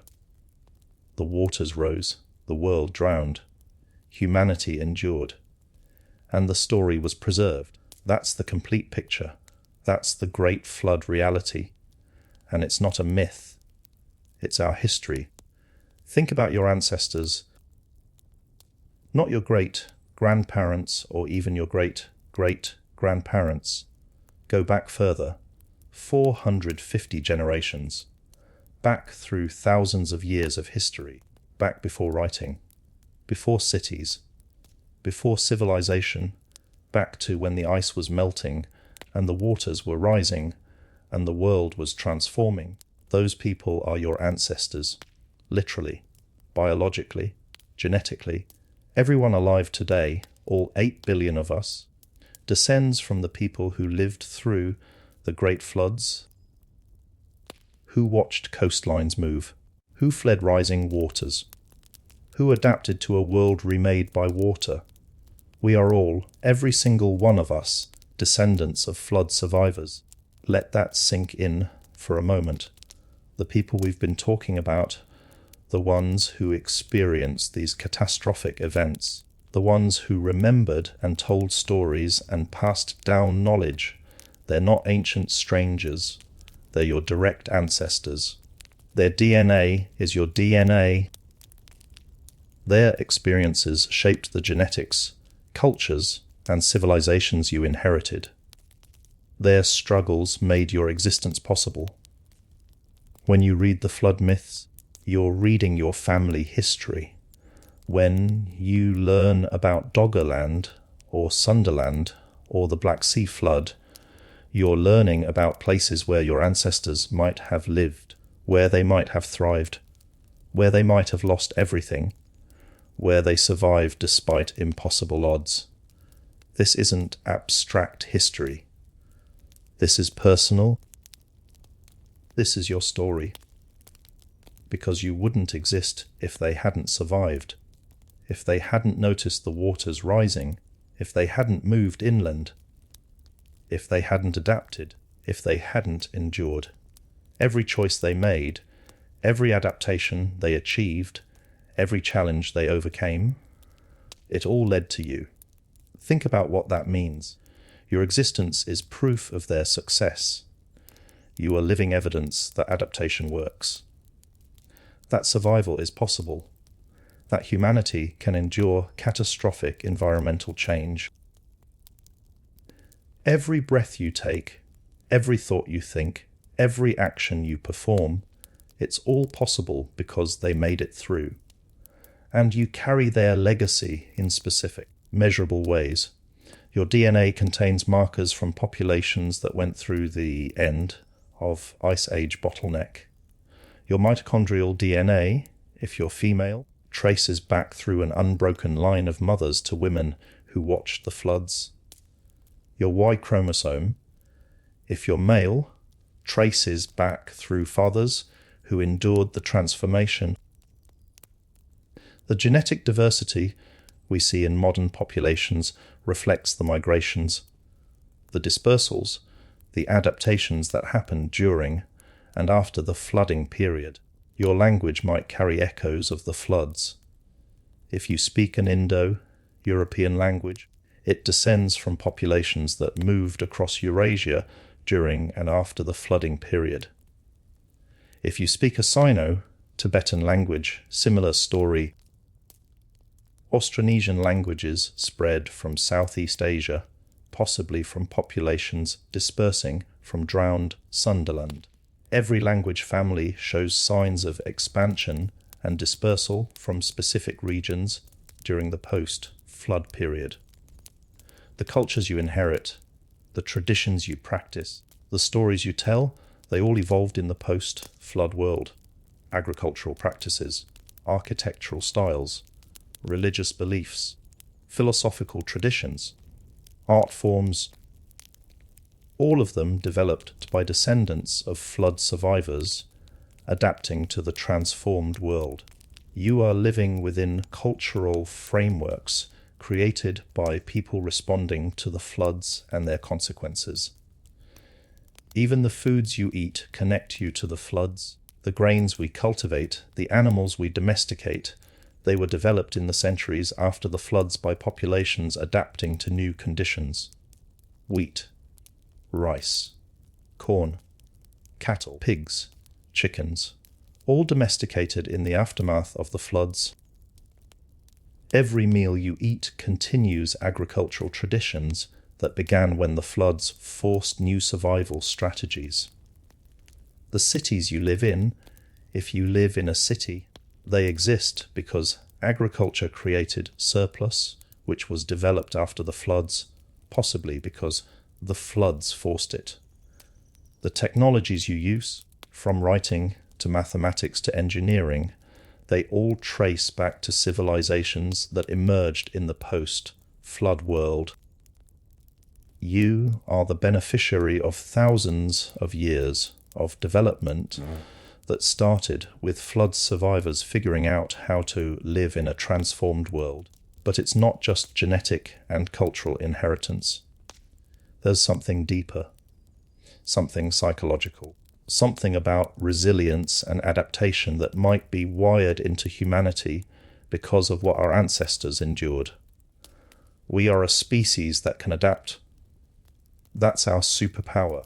We're not the strongest, not the fastest, not the most specialized, but we can adapt. We can figure things out.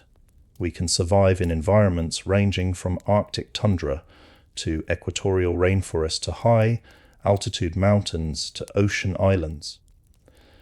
That adaptability might have been honed, refined, selected for during the catastrophic changes of the flood period. The people who survived weren't necessarily the strongest or smartest in any absolute sense. They were the most adaptable, the most flexible, the most willing to try new things when old approaches stopped working. And they passed that adaptability down, generation after generation, until it became a fundamental human trait. You have that adaptability. You inherited it. It's why humans can learn new languages, master new technologies, adjust to new environments, cope with changing circumstances. It's a gift from your ancestors, from the ones who had to adapt or die, who chose to adapt, who succeeded at adapting, and who made sure their descendants would have that same capability.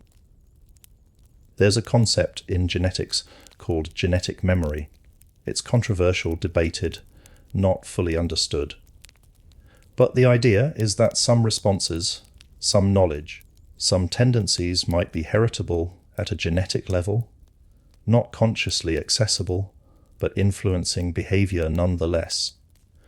Whether or not formal genetic memory exists, there's definitely cultural memory, knowledge passed down not through genes, but through teaching, stories, traditions, and environmental memory, where the experiences of ancestors shape the opportunities and challenges descendants face. Your ancestors' experience of the floods shape the world you inhabit. The coastlines you know, the climate you experience, the cultures you participate in. You live in a flood-shaped world.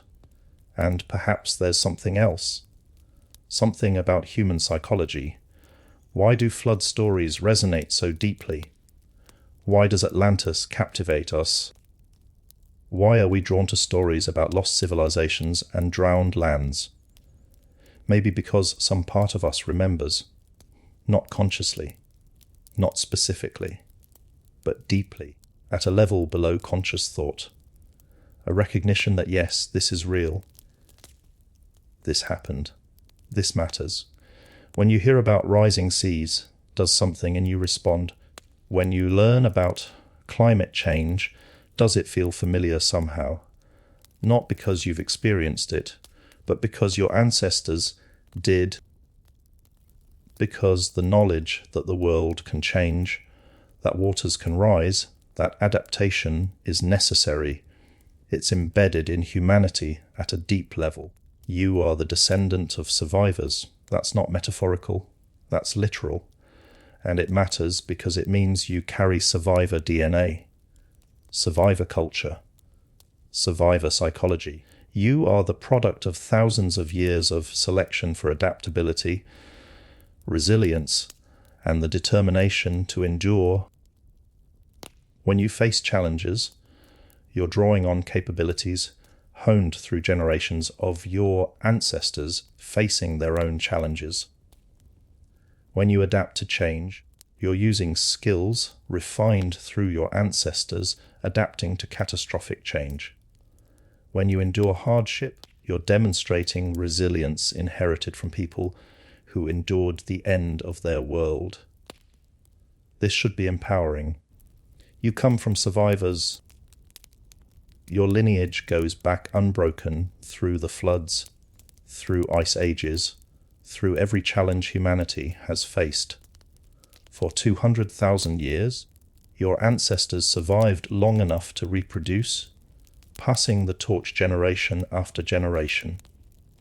Every single one of them, without exception, succeeded at the most basic challenge of life, surviving long enough to have children who survived long enough to have children. You exist because they succeeded every single time, without fail, through everything, through floods, through droughts, through climate change, through predators, through disease, through famine, through competition, through everything the world threw at them. They made it, and they made you possible. That's powerful. That's meaningful.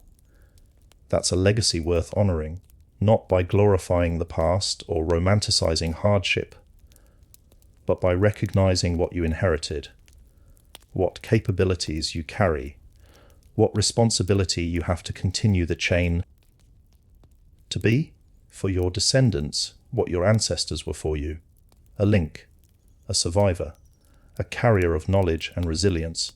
The flood survivors made choices to notice, to move, to adapt, to endure, to remember, to teach. You face your own choices. How will you respond to environmental challenges? How will you adapt to changing conditions? How will you use your inherited resilience? What will you pass on to your descendants? The floods are not just history. They're family history. Your family history. The story of how your ancestors faced the ultimate challenge and survived. How they lost their world and built new ones. How they endured catastrophe and emerged stronger. How they remembered and made sure we would know. You are the descendant of those who remembered. That's perhaps the most important inheritance. Not just genes or culture, but the commitment to remember, to understand, to pass on knowledge. The flood myths survived because generation after generation chose to preserve them, chose to teach them, chose to keep the memory alive. What will you choose to remember? What knowledge will you preserve? What stories will you tell your children? The legacy continues through you. The unbroken chain of memory, the commitment to understanding that the world can change and that we must adapt. We are the descendants. All of us. Together united by shared ancestry, by the common experience of our ancestors surviving the floods, by the genetic and cultural inheritance they left us, by the responsibility to continue what they started. The waters rose, the world drowned, they survived. And because they survived, we exist. We are the proof of their success, the validation of their choices, the continuation of their story. We are the descendants, and their story is our story. So here we are, at the end of our journey through time, through floods, through drowned lands and rising waters, through the memories preserved across 450 generations, through the evidence written in ice and stone and DNA and story. We started with a question. Were the great flood myths real? Were they just stories, primitive explanations for natural phenomena, or were they something more, something true? Now you know the answer. They were real. The floods happened. The waters rose. The lands drowned. The world transformed. And people remembered with remarkable, astonishing, humbling accuracy. They remembered, and they told their children, who told their children, who told their children, until those memories reached us, until we could finally understand what we'd been told all along. The floods were real. That's not speculation. That's not belief. That's geology. That's archaeology. That's genetics. That's climatology. That's history. The great floods, the events described in myths from over 200 cultures worldwide, they actually happened, and the stories got it right. Not perfectly. The details were elaborated, mythologized, transformed by thousands of years of oral tradition. But the core truth remained. Waters rose. Lands drowned. The world was remade. People survived. And those survivors made absolutely certain we would know what happened. They did this through storytelling, through making the flood stories sacred, important, central to cultural identity, through teaching them to every generation, through preserving them even when, thousands of years later, nobody alive had experienced anything like what they described, through maintaining the memory across time spans that seem impossible. They are the memory keepers, your ancestors, my ancestors. Everyone's ancestors, the ones who remembered when forgetting would have been easier, who preserved truth when invention would have been simpler, who passed down accurate information about catastrophic events across hundreds of generations, who made sure we would know where we came from, what we survived, who we are, and they succeeded. We do know, finally, after centuries of dismissing their stories as myths, we've developed the tools to verify what they told us. Ice cores confirm the climate catastrophe. Sediment layers prove the flooding. Genetic analyses show the bottlenecks and migrations. Underwater archaeology reveals the drowned settlements. The science validates the stories. The myths were memories all along. This should change how we think about oral tradition, about ancient wisdom, about the capabilities of our ancestors. They weren't primitive. They weren't unreliable. They were sophisticated observers with remarkable methods for preserving information across time. They succeeded at a challenge we can barely imagine, maintaining accuracy for thousands of years without writing, without external records, just people telling people. And it worked. It should also change how we think about the stories we tell. Every culture's flood myth is part of the same story, the story of humanity facing catastrophic environmental change and surviving it. The details differ. The names change. The cultural interpretations vary, but the core is universal, because the experience was universal. Every coastline flooded, every low-lying region transformed, every population adapted or perished, and everywhere people remembered. We are united by this memory. All of us, across every culture, every continent, every division we create. We share this history, this experience, this legacy. The great floods happened to all of our ancestors. The survival, the adaptation, the remembering, it's our common heritage. The memory keepers are everyone's ancestors. Their story is everyone's story. And that's beautiful. That's powerful. That's a connection deeper than any surface difference.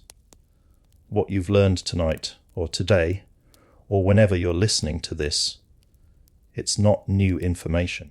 It's old information, the oldest information. Your ancestors already knew this.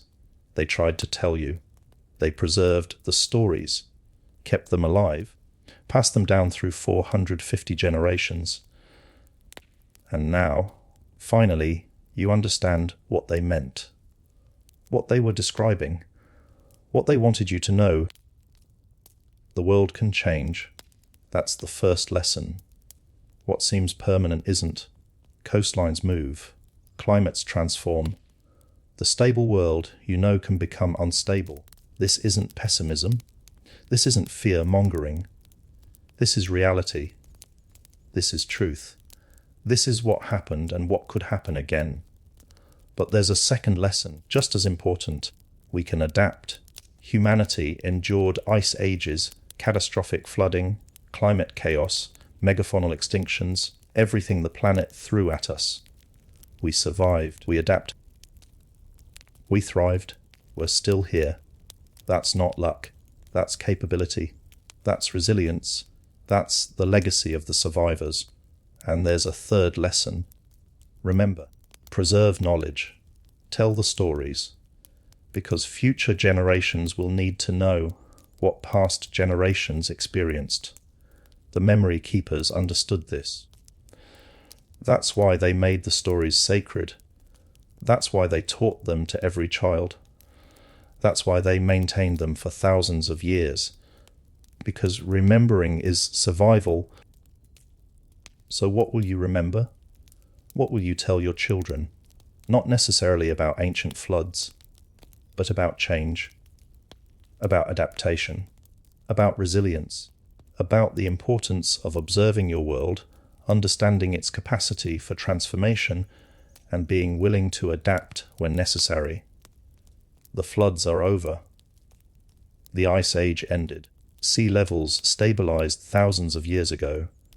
That specific catastrophe is history, but the lessons remain relevant because change continues, because challenges persist, because adaptation is always necessary. The specifics differ, but the pattern is eternal. Your ancestors survived the floods. You face your own challenges, and your descendants will face theirs. The memory keeper's legacy continues through you, through your choices, through what you notice, what you preserve, what you pass on. The chain is unbroken. 450 generations from the floods to you, and it continues forward, through you, to those who come after. That's the meaning of the great flood myths. Not just that floods happened, but that survival is possible, that adaptation works, that memory matters, that humanity endures, that we are connected, all of us, through shared experience and shared ancestry and shared legacy. The waters rose. The world transformed. They survived. They remembered. They told us. We finally understood. And now the knowledge is yours. The story is yours. The legacy is yours. What you do with it, that's up to you. But know that you carry something precious, something ancient, something true. The memory of the great floods, and the proof in your very existence that survival is possible. So whether you're falling asleep to this, or listening during your commute, or wherever you are, whenever you are, remember, you come from survivors. You carry their legacy, their DNA, their resilience, their determination. The floods were real. Your ancestors endured them, and you are the proof, the living, breathing, thinking proof that catastrophe can be survived, that adaptation works, that humanity endures.